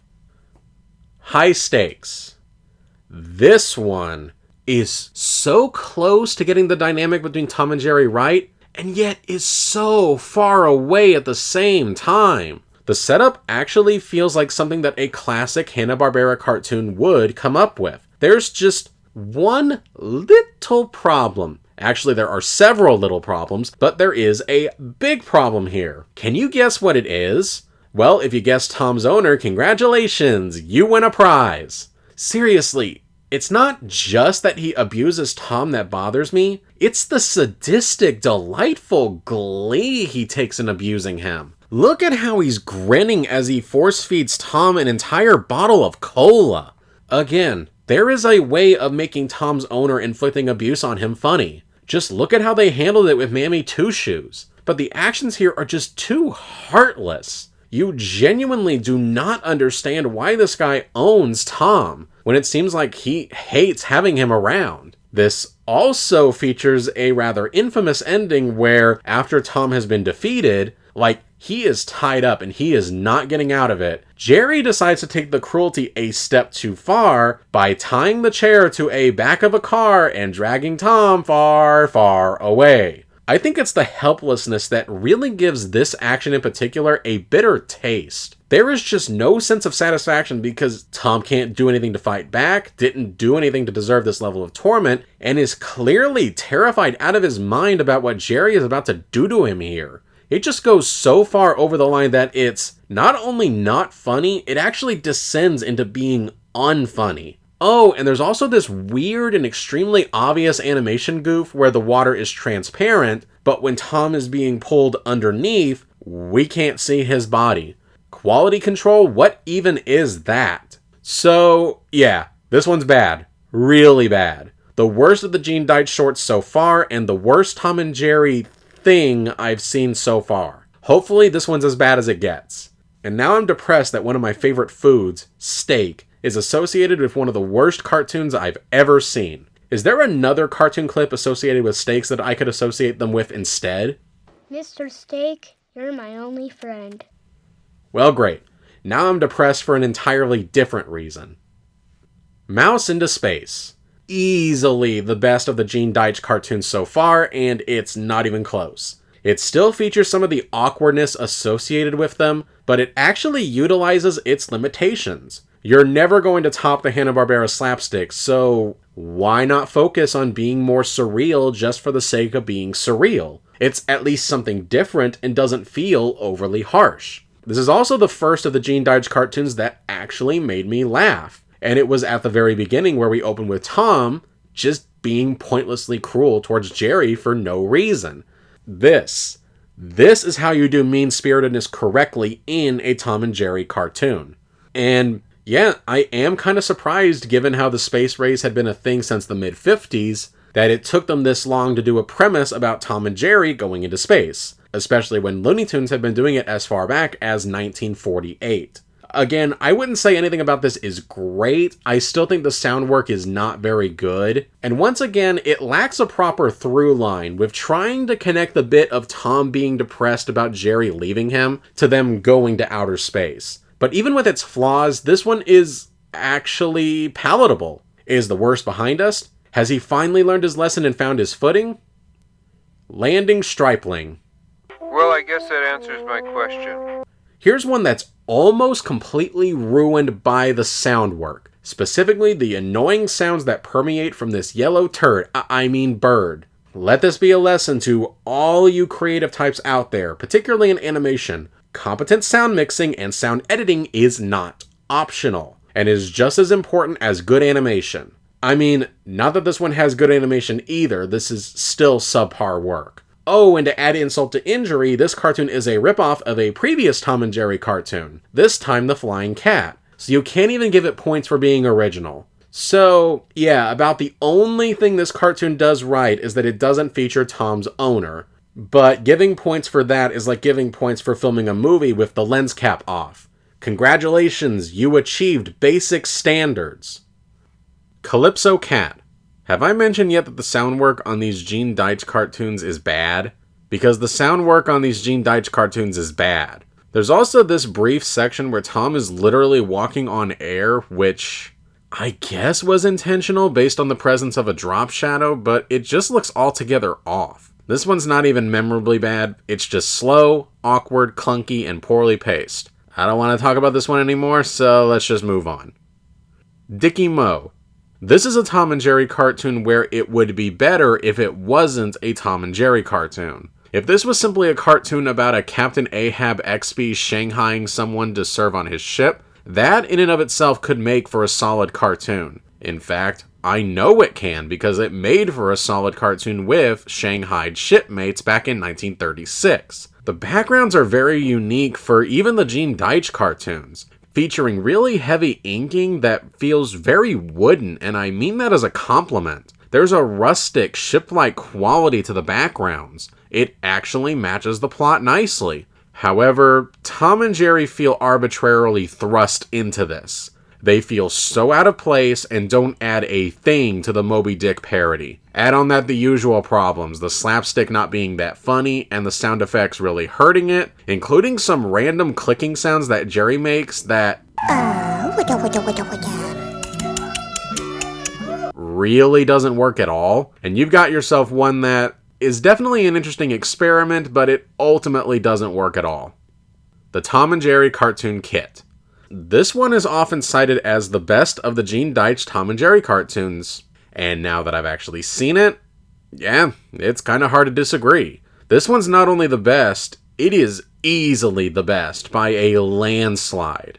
Honestly, if you want proof that Gene Deitch really didn't want to make these cartoons, this is probably the clearest example of that you can find. A sardonic, minimalistic, and surreal cartoon that starts off by having the narrators say they're going to show us how to make a Tom and Jerry cartoon, but then just straight up abandons that concept and settles into a humdrum of odd set pieces that don't feel like Tom and Jerry at all. It's almost like a silent cry for help from a creator stuck making cartoons that he doesn't want to make. And with that in mind, the cheaper animation of Tom and Jerry actually fits the tone of this one, rather than detracting from the experience. This is not only the most I've laughed at one of Gene Deitch's Tom and Jerry cartoons, it's also the one I find the most entertaining and the most interesting. If you are going to watch any of them, I say make it this one, the only unambiguously good one of the bunch. Tall in the Trap. This one is mostly known as the Tom and Jerry cartoon that was originally intended to be a Speedy Gonzales cartoon. I'm not trying to be funny or anything either. This was literally written to be a Speedy versus Sylvester cartoon, but Bob McKimson rejected it. And so writer Ted Pierce sold it to Gene Deitch. So what we have here is essentially a Looney Tunes cartoon told in the style of a Gene Deitch Tom and Jerry cartoon. One of the gags is even recycled straight from previous Looney Tunes cartoons. I don't necessarily know if this makes it good per se, but it definitely makes for a rather interesting and unique experience nonetheless.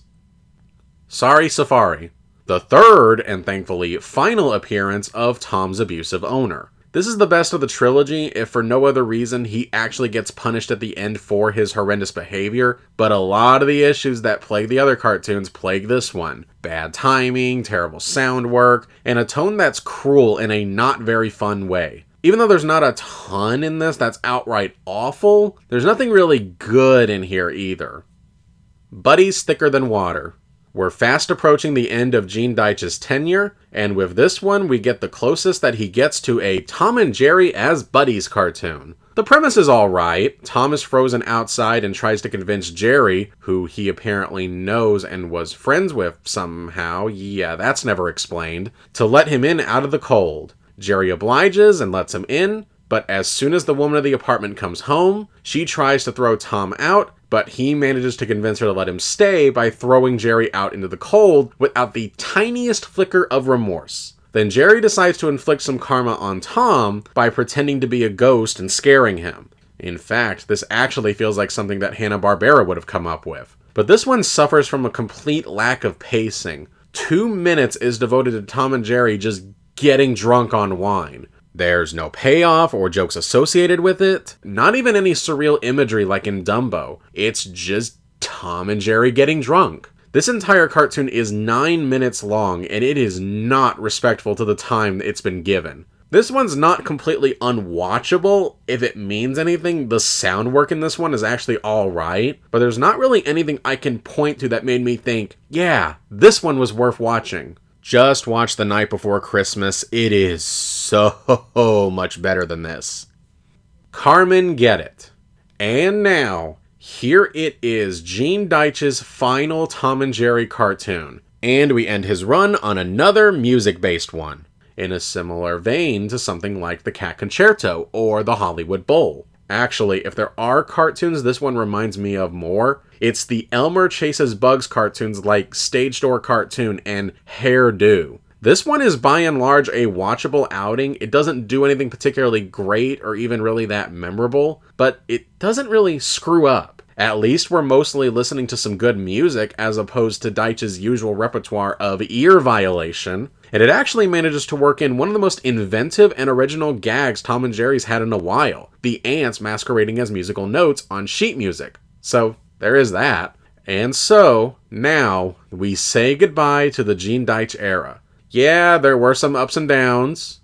Mostly downs. But there were a few hidden gems snuck in here. Although not to the point where I would say I'm sad that his run ended here. He had his chance, he actually managed to go out on something of a high note, and now it's time for someone else to take the helm. Fare thee well, Mr. Deitch. It's been something. Penthouse Mouse. So yeah, after MGM terminated their contract with Gene Deitch after his cartoons did not make the splash they were hoping for, they turned to someone who definitely had experience in the Chase cartoon formula. None other than the recently fired from Warner Brothers, Chuck Jones. And right away, you can just tell there's been a massive improvement. The animation looks better, the slapstick is better, the timing is better, the sound work is better, the backgrounds are better, the character designs are better, and the facial expressions are better. So already, just in comparison to what came before, technically speaking, this is a breath of fresh air. With just one cartoon, Chuck Jones feels like he's already pretty comfortable with this duo. Now, is there anything special about this cartoon? Not particularly. This does feel a little bit like Chuck Jones on autopilot, like he was trying to get settled in first, trying to figure out how he wanted to approach them going forward, but it works. The dynamic between these two feels right, the gags, while nothing special or new, are done well, and it results in some rather amusing moments. I think the lack of memorability is the biggest issue here, like the setting is a generic penthouse porch and a construction site. That's not a very interesting locale. But this is still a pleasant and enjoyable outing, and if Chuck Jones can keep making shorts at least at this quality, then Tom and Jerry will close out on a good, solid note. The Cat Above and the Mouse Below. 2 cartoons in, and already Chuck Jones was eager for another music-based cartoon.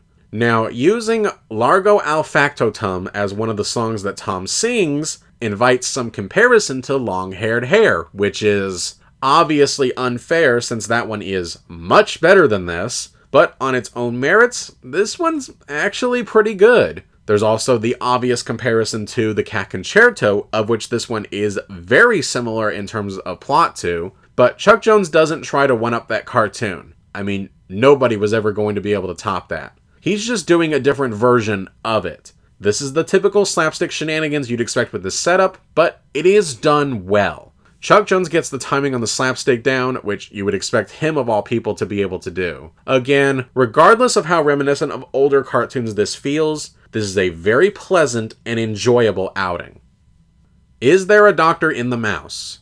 Oh, now we're getting into sci-fi territory a la Dr. Jekyll and Mr. Mouse, with Jerry becoming as fast as Chuck Jones's Roadrunner, or Speedy Gonzales if you prefer. And I love how he doesn't even attempt to justify it plot-wise. It literally opens with Jerry just making a potion to give himself super speed. There's no plot catalyst for it or anything, it's just, I want Jerry to run really fast, so the cartoon opens with him making the potion that'll turn him fast. And of course, the result of that hit the ground running mindset is that a large chunk of the cartoon is actually devoted to its premise, so it can squeeze more material out of it. While I do wish the cartoon had a stronger ending punchline, it's basically a weaker version of the punchline to Dr. Jekyll and Mr. Mouse and Jerry and Jumbo, the rest of this is really solid. Again, Chuck Jones is nothing if not consistent at the very least. Much Ado About Mousing. So far, the Chuck Jones directed Tom and Jerry cartoons have been nothing if not watchable, and so far this is the most watchable of the watchable cartoons. Plot-wise, this is kind of a hodgepodge of things we've seen before, most obviously The Bodyguard, so it doesn't really stand out. but a few solid slapstick moments and facial reactions make this one entertaining in the moment while you're watching it, even if it is nondescript. Snowbody Loves Me. This one is usually cited as the best of the Tom and Jerry cartoons directed by Chuck Jones, and it's not hard to see why. This one really is just so easy to like. The wintry atmosphere, some creative visuals like Jerry's Cheese Home, the not fantastic but still pretty good slapstick, a few moments that make you wonder if Chuck Jones was practicing to make the upcoming Grinch cartoon, and a nice ending, albeit taken from The Night Before Christmas. There honestly isn't that much to say about it except that it's cute and straightforward, but in a good way. The Unshrinkable Jerry Mouse. This is about what you'd expect for Chuck Jones' Tom and Jerry by this point. The plot, once again, is very familiar to a few Tom and Jerry cartoons we've seen before. This time of the Jerry saves another helpless animal from Tom's wrath variety. But the big difference is that there is a meanness and pettiness to this one that the other Chuck Jones ones really haven't had up to this point, which is odd. You'd think that Chuck Jones, of all people, would have been meaner up to this point. But still, it is present here, and it's done very well. I could point out some oddities like how Jerry is just taking Tom's abuse for pretty much no reason at the beginning, or how the title is a reference to the unsinkable Molly Brown, which as a title doesn't really make any sense compared to what the cartoon is actually about. But overall, I enjoyed this one a great deal. Ah, Sweet Mouse Story of Life. Okay, that's just an awkward sounding title. Like, I get what it's supposed to be referencing, but you couldn't come up with something better than that? Anyway, this is basically Chuck Jones's Mouse Trouble, one wherein he strips the formula down to the bare necessities. Look for the... No. I learned my lesson about music-based jokes. The copyright gods do not like them. Anyway, this one is quite creative and fast, and there's a real kinetic energy to this one. From the bit of Jerry continually pulling daggers out of his imagination, to the by far funniest bit Chuck Jones has done so far, of Tom literally jumping out of his skin. The biggest complaint about this one is, ironically, how short it is. This one doesn't even clock in at 6 minutes. It barely clocks in at 5:45. But give it credit, it does take advantage of every second that it has. So the result is a nice, compact little chase cartoon. Atomic Energy. Again, much like Ah Sweet Mouse Story of Life, this one's mostly just one long chase cartoon without any gimmicks attached to it. On one hand, I can appreciate the silent admission to the economical nature of the series by this point, but at the same time, if you do that too many times, the cartoons can start to blend together if you don't mix it up at least a little bit. And if you're gonna do this, you had better back it up with really strong gags. And the gags here are good, but nothing really that noteworthy, which is a sentiment I think sums up the cartoon as a whole. Bad Day at Cat Rock. So the title of this one is a reference to Bad Day at Black Rock? That's random. Anyway, once again, Chuck Jones is doing the same thing he did in the previous two. One long chase cartoon with no real gimmicks to it, unless you want to call the chase largely happening at a construction site a gimmick. These are starting to become as indistinguishable from one another as the Roadrunner cartoons. This one very much has a going through the motions feel to it that makes for something watchable, but ultimately unrequired. The Brothers Carry Mouse Off. I genuinely can't tell if that pun is brilliant or lazy. Anyway, this is the first one in which Chuck Jones didn't do the directing work himself, presumably so he could focus more of his time on developing How the Grinch Stole Christmas, relegating the job to Jim Pabian, who didn't direct another one after that. Oh dear, that's not a good sign. Now, it's not that this one's bad per se, but it is very sloppy. There are some continuity errors like Jerry's disguise disappearing off the face of the earth, or there's this weird bit where Tom spits a goldfish out of his mouth in disgust. Let me repeat that. Tom, a cat, spat a goldfish out of his mouth in disgust. Oh gee, Tom would never. And then the final punchline is something that's been done to death by this point, and done way better. It was, in fact, done way better in the Roadrunner cartoon Ready, Set, Zoom. This is not an unpleasant experience, all things considered. I just cannot think of anything in it that would justify checking it out. Haunted Mouse. Jerry has yet another look-alike cousin, or at least I'm assuming it's his cousin, because why else would he be coming over for a visit? Anyway, this is basically an excuse for Chuck Jones to do some magic-based animation gags. As excuse plots go, it's alright. Not really anything that unique or special, but it's harmless. Weirdly, it spends a whole minute on a singular gag of Jerry replacing Tom's nose with a radish that has nothing to do with the magician plot. Although this bit of all the mice and canaries in Tom's stomach fleeing from his mouth was a really funny moment. Oh, and now these creators remember that Tom is a cat and eats goldfish. I'm just wild about Jerry. Once again, there's not much in the way of originality. This is a typical Chase formula without really an added flavor to it, except perhaps that it takes place in a department store at night. It doesn't really open itself up to that many possibilities for jokes, or at least none that they really take advantage of. What's really odd about this one in particular is how surprisingly muted the surreality is. Like, a toy car literally just comes alive for no reason, but it's just treated as something arbitrary. There are a few funny details here and there, like Tom putting on a blindfold before getting run over by the streetcar, or Tom's facial reaction here when he sees he's going to get hit by a hammer, but there aren't enough of those moments in here. Also, what is the deal with this ending? Is this ending implying that Jerry was an angel the whole time? Or that he died? Or am I just overthinking it? Knowing me, I'm probably overthinking it. Of Feline Bondage.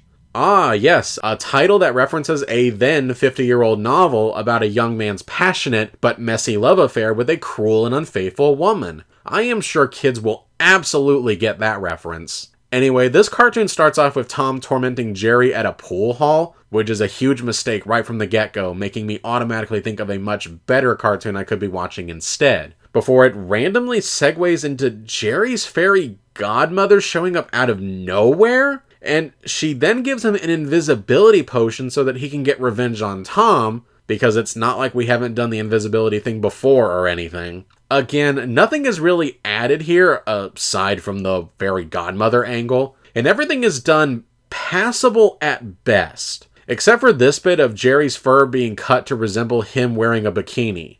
Well, I'm sure that awakened up something in someone. Once again, not bad and perfectly watchable, but nothing beyond what we'd expect. The Year of the Mouse. So instead of taking from older Tom and Jerry cartoons, now we're redoing old Looney Tunes plots. In this case, the rather infamous Mouse Wreckers. Although given that cartoon was directed by Chuck Jones, I suppose if there's anyone that's earned the right to rip off a Chuck Jones cartoon, it would be him. And again, much like that cartoon, the cruelty levels are off the charts, where Jerry and some other unnamed mouse torment a sleeping Tom for literally no reason. At least Hubert and Bertie wanted the cat gone so they could move into the house. What's Jerry's motivation this time? And with the way that Jerry mocks Tom's pain and sufferings this time, this is one where Jerry is essentially the villain of the short, which might explain why this one ends the way it does, albeit kinda anticlimactically. I don't want to say this one is better than Mouse Wreckers per se, because technically speaking I don't think it is, but I do find this one to be a more pleasant experience as a whole. The Cat's Meowch. Jerry purchases a dog to try to deal with Tom. With what money? I don't know. Anyway, he purchases a dog that he thinks is going to be big, but it turns out he's teeny tiny. And the build up to the reveal is actually done pretty well. This is one that returns Tom to some of his smug, overconfident ways, which we haven't seen, at least to this extent, in quite some time. And I feel like more could have been done with the setup. Way too much time is spent on this unimpressive door gag, but that aside, the few elements it does have are done pretty well, especially the ending. The Dot and the Line, a romance in lower mathematics. Oh, this is certainly a change of pace. This is one of only 2 post-1958 MGM cartoons made that were not Tom and Jerry cartoons.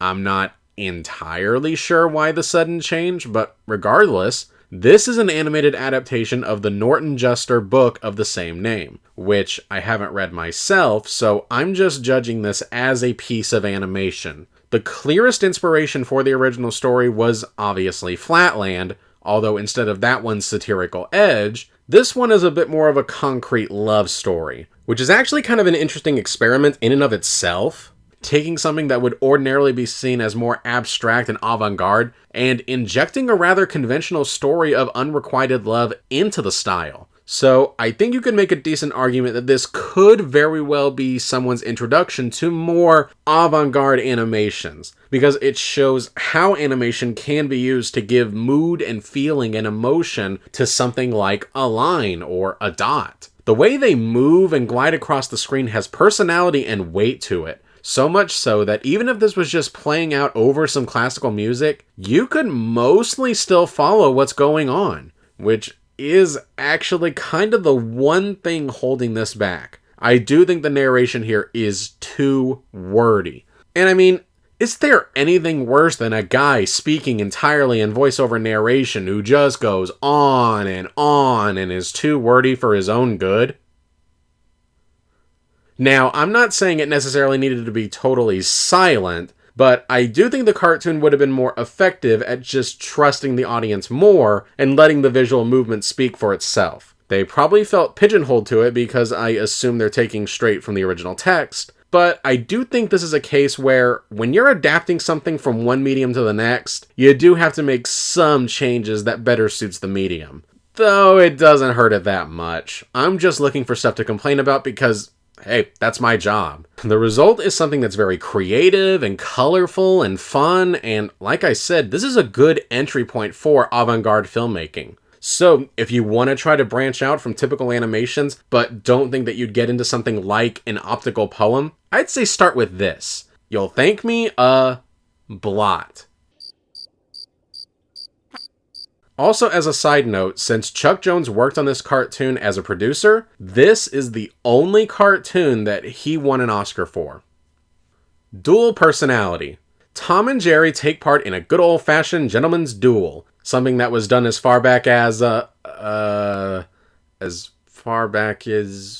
wait, have Tom and Jerry never done a duel cartoon before this? Huh.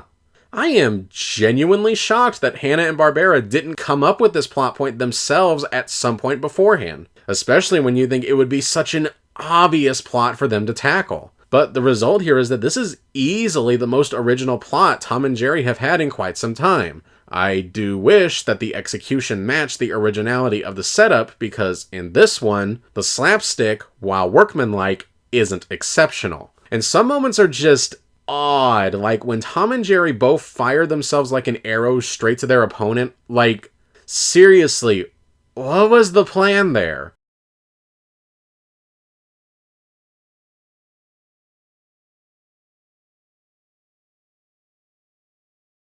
But yeah, the setup carries this across the finish line, but man, I wish this one was better. Jerry quite contrary.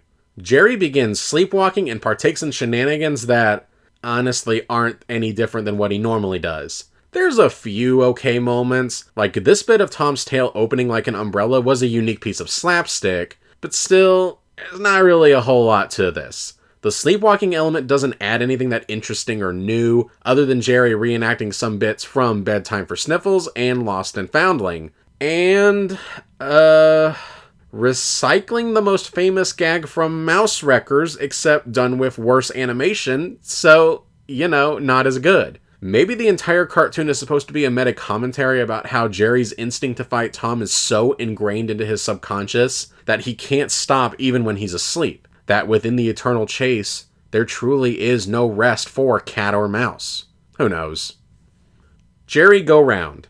Tom and Jerry at the circus, which, again, is one of those plots that you thought would have been done by now. But then again, this doesn't open itself up to that many possibilities. Most of these are gags either Tom and Jerry did beforehand, like the Lion and the Mouse parody, or gags that Looney Tunes did better in their circus-related cartoons. There's also not much in the way of segue or flow here. Like, at one point, Jerry just randomly becomes a clown in the circus for a little bit. And it doesn't so much build to a climax as it does just stops. Perfectly tolerable for what it is, but nothing special here either. Love Me, Love My Mouse.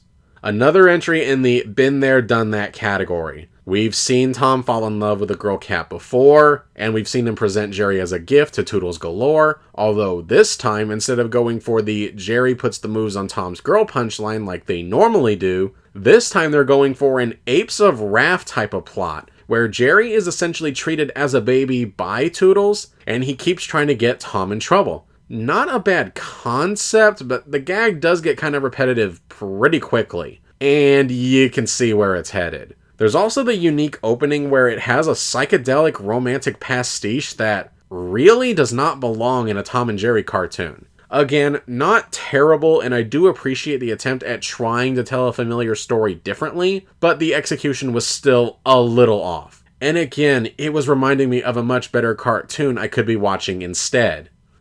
Puss in Boots.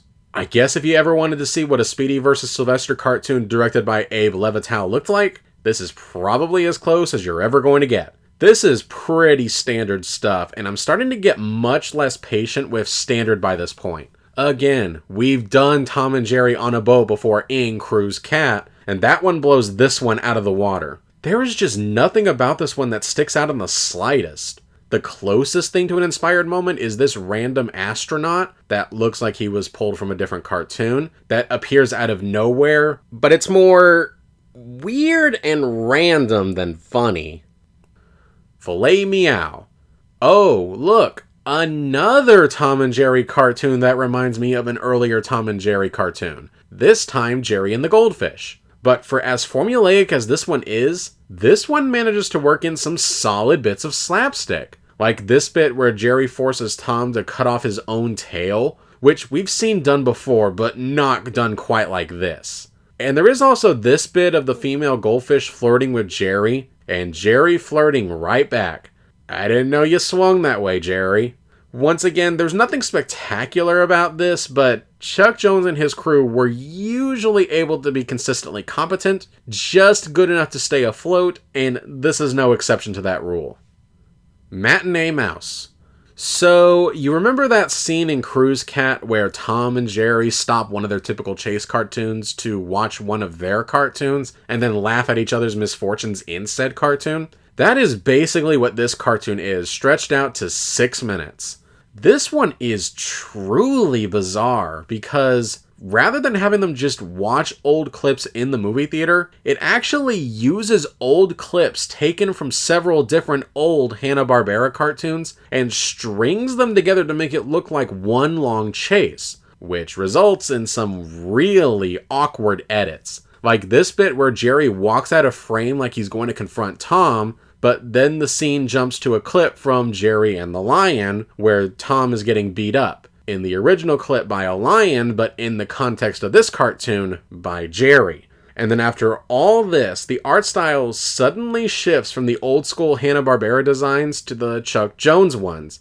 Gee, what a great way to remind us of just how far the animation has fallen in 2 decades. And things don't get much better when Tom and Jerry go to the cinema.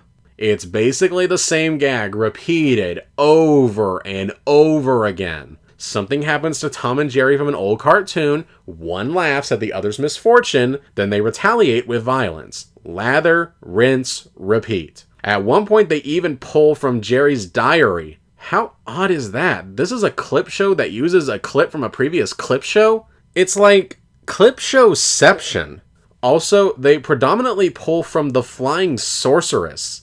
I genuinely have no idea why. It's not considered one of Tom and Jerry's best outings, and there are literally dozens of others that they could have picked from. Not only that, but now we have actually the reverse problem that the CinemaScope remakes had, wherein they took cartoons that were in the Academy format and were forcing them into CinemaScope. Well, in this one, you have a CinemaScope cartoon crammed into Academy format, and it looks so bad. Not just in terms of framing, but even in the clip quality. Look at how grainy this looks. Probably the one moment of inspiration in this entire thing is this bit where after Tom and Jerry's truce comes to an end and they start fighting right there in the cinema, the versions of themselves on the screen stop the cartoon that they're in and they watch Tom and Jerry fight. And the fact that said clip came from The Truce Hurts is a nice subtle in-joke. Again, the animation when it slips over from old to new doesn't look quite right, but you can tell they at least tried to replicate the old school style. It's nothing if not ambitious. But yeah, aside from that, this is not a very good cartoon. You're better off just going back and rewatching the old Hanna-Barbera cartoons. You'll get way more out of the experience. The Abominable Snowman. Oh look, Tom and Jerry antics in the wintertime. Again. Look, I'm not saying you can't put the same characters in the same situation again, but you really need to make sure you have enough funny material to justify doing so. Once again, this is a very competent but mediocre cartoon. It is so mediocre that there's honestly nothing to say about it. Catty Cornered. A fairly routine setup that manages to get in a few good licks. I'd say the pacing and escalation could have been a lot smoother, and some of the slapstick could have definitely been punchier, but there are some inspired moments.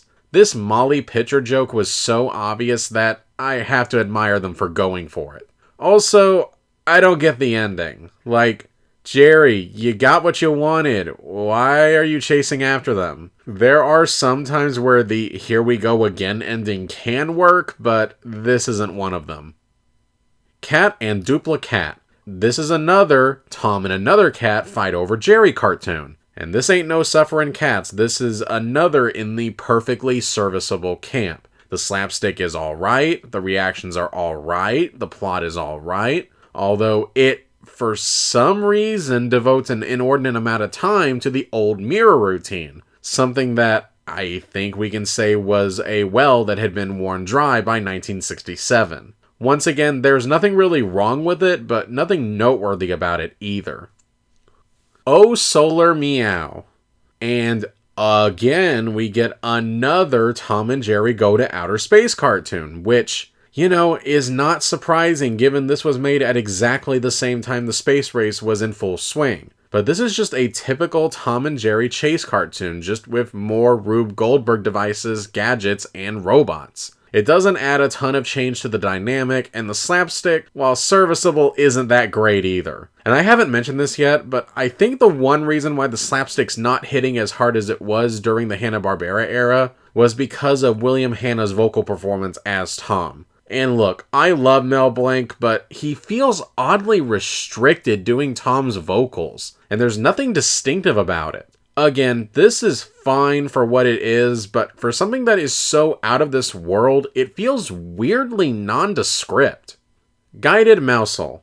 Another sci-fi entry in the Tom and Jerry catalog, and released right after Oh Solar Meow, no less. You could probably intersperse clips of each cartoon into the other, and you wouldn't be able to tell the difference between them. So yeah, it's basically more of the same from the previous outing, only less unique because, we just saw all this. Rockin' Rodent. This is another plot we've seen before, although not necessarily done by this duo. Tom wants to sleep, Jerry wants to play in a rock band at a literal underground bar. Okay, that's pretty funny. And I love the idea that Jerry and his band are playing so loud that even though Tom is several stories up, they're still keeping him awake. This is one where the ideas in this one are funny enough to carry it through. And some of Tom's reactions and the trippy coloring on Jerry playing with the band give this a nice visual flair too. It's not hilarious, but it is done decently enough, and it stands out in a sea of sameness. I could imagine something like this being made in the 50s and it would have been seen as an all-time classic. But even done during this era, it's still good stuff. Cannery Rodent. This is the final of the Tom and Jerry cartoons that Chuck Jones himself directed. And what did he opt to make for his final cartoon with this duo? A retread of cartoons like I Go For You or Chilly Weather. So now Chuck Jones is ripping off cartoons made by his buddy Friz Freeling rather than his own. There's just nothing fresh in this one. We've seen this all before. If you're going to do a plot we've seen before, you really need to make a compelling case for why you're retreading familiar ground. And this just doesn't. The Mouse from Hunger. Well, kudos to them for actually getting a title that matches the cartoon thematically, this time with a title referencing the man from U.N.C.L.E. Anyway, this is a surprisingly clever and underrated parody of the Cold War spy thrillers. You know, kinda like a cartoon Get Smart. And this features some of the best visual gags, some of the quickest reactions, and some of the biggest risk-taking I've seen from the Chuck Jones era. With punchier slapstick, this could have been an all-timer. But honestly, something this good coming out this late in the series is such a delight that I'll take all the good that I can get. Surfboard Cat. After something so fresh and invigorating, I was hoping they'd be able to keep that energy going into the next cartoon. That's not what happened. This is more of the same tired old stuff. Tom wants to go surfing and keeps having trouble with a shark and starfish. Where exactly does Jerry fit into this picture? Oh, he's just kinda there. It just occasionally cuts to him via a reaction shot. And then at the very end, he briefly steals Tom's surfboard before Tom just steals it right back. His impact on the plot is quite minimal, and the cartoon just ends with Tom giving a half-hearted shrug, which I'd say is pretty fitting. Shutterbugged Cat. So not only are you guys doing yet another Tom and Jerry clip show, but you're also ripping off a mediocre cartoon in the process, Roadrunner A Go-Go. So this one's not even an original way to hide their laziness. I guess they thought that having some of these slapstick bits play out in reverse constituted something fresh or original. I cannot emphasize enough that it does not. And again, they do that thing where it plays old cartoon clips and mixes it with new animation, as if that's somehow supposed to fool us into thinking they're recurring at the same time, even though the quality of the clips, the animation styles, and even the character designs are completely different. You're not fooling anyone. Advance and be mechanized. We're almost finished going through the old Tom and Jerry cartoons. And once again, we're at another futuristic sci-fi one. And they must have really run out of ideas, because not only does this hold the record for being the shortest Tom and Jerry cartoon in the golden age of animation, it's also with them recycling an entire chase from Guided Mousel. This might as well be the cartoon equivalent of a White Flag Surrender. Nothing new, nothing original, nothing fresh, and executed with the bare minimum amount of energy. Maybe they knew their time making Tom and Jerry cartoons was coming to an end and didn't care how this one turned out. It honestly wouldn't surprise me if that was actually the case. Per Chance to Dream. And now, here it is, the official end of an era. The final theatrically released Tom and Jerry cartoon in the golden age of animation. By this time, it was clear that theatrical animated shorts were no longer a viable source of income because of the competition from television animation. So they decided to call it quits here. And so, really, the only question to ask here is, how is Tom and Jerry's final cartoon? It's not too bad. Certainly a step up from the two previous outings. There's at least some pretty creative imagery here, like the different ways it shows the tiny bulldog attacking Tom and the aftermath of it. It is kind of strange that it opens with Tom having a nightmare about a giant bulldog attacking him, even though it's only tangentially related to the plot. I mean, it does come back for a brick joke near the end, but I don't get it. But overall, this one's good for a few chuckles, and it does have some cruel ideas, like Tom locking a dog in a safe and then burying said safe in the dirt. There are worse cartoons for Tom and Jerry to go out on. And yeah, that really is it. No more classic Tom and Jerry cartoons to review. It's been quite a ride. Lots of highs and a few lows. Now, normally this is where I'd say goodbye to this classic duo, but come on, Tom and Jerry will never die. It's called the Eternal Chase for a reason. There is a reason they've lived long past their initial creators and will continue to do so for generations and generations, because their humor is timeless. Well, for the most part. But the parts that people remember, their dynamics, their reactions, their slapstick, they've survived a great deal together, including some bad works, and will continue to do so for generations longer. The Bear That Wasn't. And now, finally we reach the official end of MGM's theatrical cartoon run. And instead of it being a Tom and Jerry cartoon like you'd expect, It was a Chuck Jones-directed adaptation of a 20-year-old obscure children's book written by Frank Tashlin. What is this, a Warner Brothers reunion? Now, unlike The Dot and the Line, I actually have read the source material that this is pulling from. And, interestingly enough, Frank Tashlin really hated this adaptation and felt that Chuck Jones didn't understand the point of his original book. So much so that Tashlin didn't speak to Jones for the rest of his life. Boy, that escalated quickly. And now, having seen it, a part of me gets where he's coming from, but not to the extent that he took it. Really, aside from removing the trip to the circus and maybe spelling out the moral a little bit more at the end, this is actually a pretty faithful adaptation of the story, at least in terms of story beats. Stylistically, they are different. Chuck Jones's work here is very bright and colorful and more absurdist in a surreal manner, whereas the original was very colorless and dry, and the social satire was a little bit subtler. Now, with that being said, I do still prefer the book in this case. I think the dryness actually serves the story and the satire a little bit better, because there's nothing to distract us from the foolishness of what's going on. But that's not to say that this is a poor telling of the story. On the contrary, the messages about societal gaslighting, the ineffectiveness of corporate America, and exposing the appeal to authority fallacy all come roaring through. Really, it's very easy to see this as Chuck Jones's interpretation of how he chooses to convey a message and vision originally conjured up from Frank Tashlin's imagination. The added details like the bear being given a cigarette or the musical interludes in between the action. And speaking of which, this is a really clever story. The setup is so simple, and yet through that simple setup, Frank Tashlin was able to convey both so much humor and absurdity for kids, but also some serious social commentary directed towards the adults. And all of that is represented here.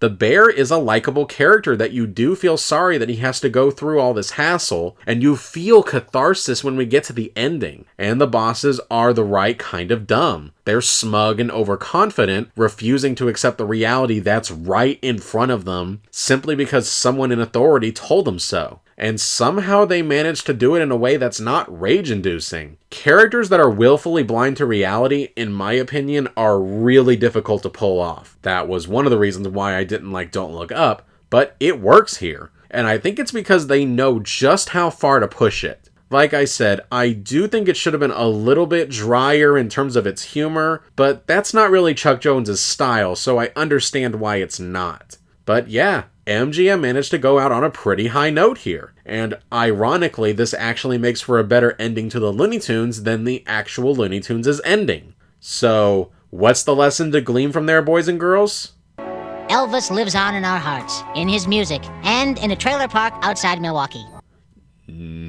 No, the lesson here is, don't fire Chuck Jones. Well, that got a little bit long-winded.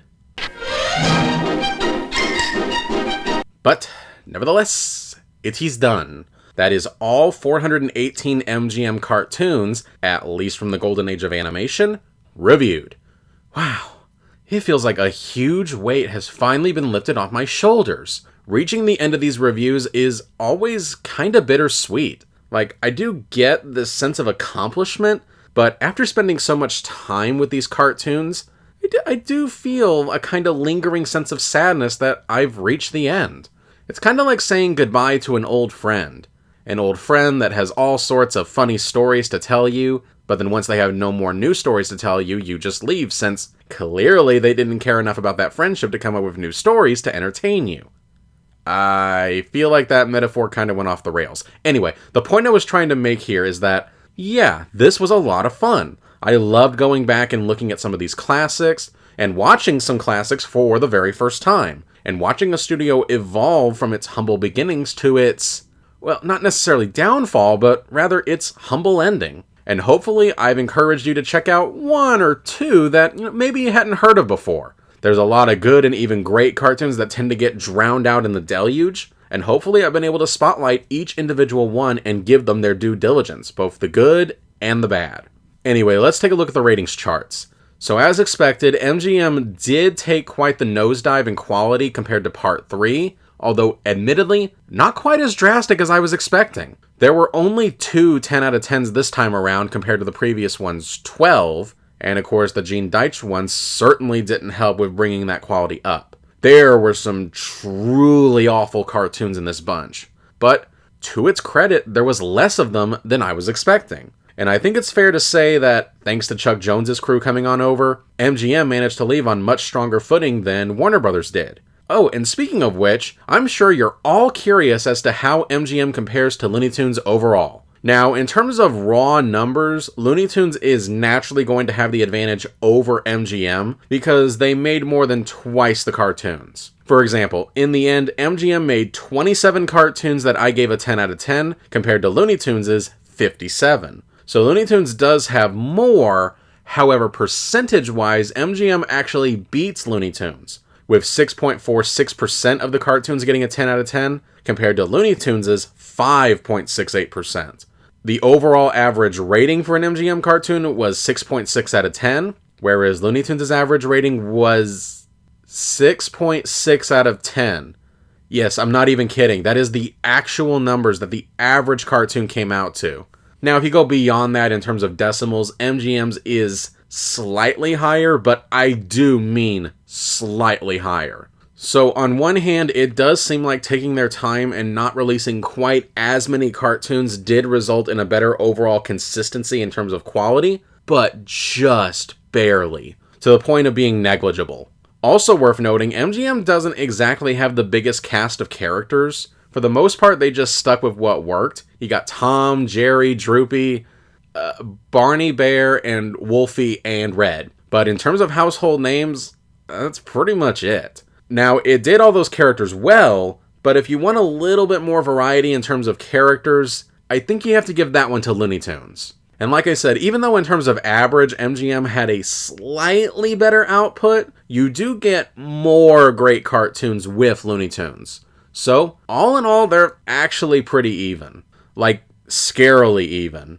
So, I guess the final thing to compare these two is, which cartoon series ended the racial stereotypes sooner? Oh yeah, then Looney Tunes wins, hands down, not even a contest. Alright, I think that's about it. All that's left is to rank these puppies. But before we get to the final ranking video, I think it is fair that since I did it with Looney Tunes, I should do one final video cleaning up everything for the MGM cartoons. Maybe giving some cartoons a fair shake that I didn't before, giving others a second chance, and clarifying or correcting a few mistakes I may have made. So I was going through the list and thinking, which ones that I feel should be given a second chance? In the end, there were 4 that immediately stood out. The Old House, Jitterbug Follies, Galloping Gals, and Blitzwolf. These are the ones that a few of you have already mentioned that I should give a second go around, and I do agree. But now this is where you guys come in. What are some of the cartoons that you think I was too harsh on, too lenient towards, or maybe you just felt I didn't talk about them enough and want me to elucidate? Whatever the reason, leave it in ye old comment section down below. I will be paying real close attention to which ones get brought up the most. And while you're at it, let me know if I screwed something up in terms of the factual information presented in the videos. Even though I am, of course, almost never wrong about anything, sometimes misinformation slips through the cracks. Also, keep an eye out for a community post in the near future where I'm going to be asking you guys for some questions that I can answer for a Ask Me Anything section of the cleanup video. I don't know how many I'll be able to answer, probably not all of them, but I'll try to incorporate as many as I can. And I guess that's it for now. Thank you so much for watching. And once again, a special thank you to all my beautiful patrons. You guys are amazing.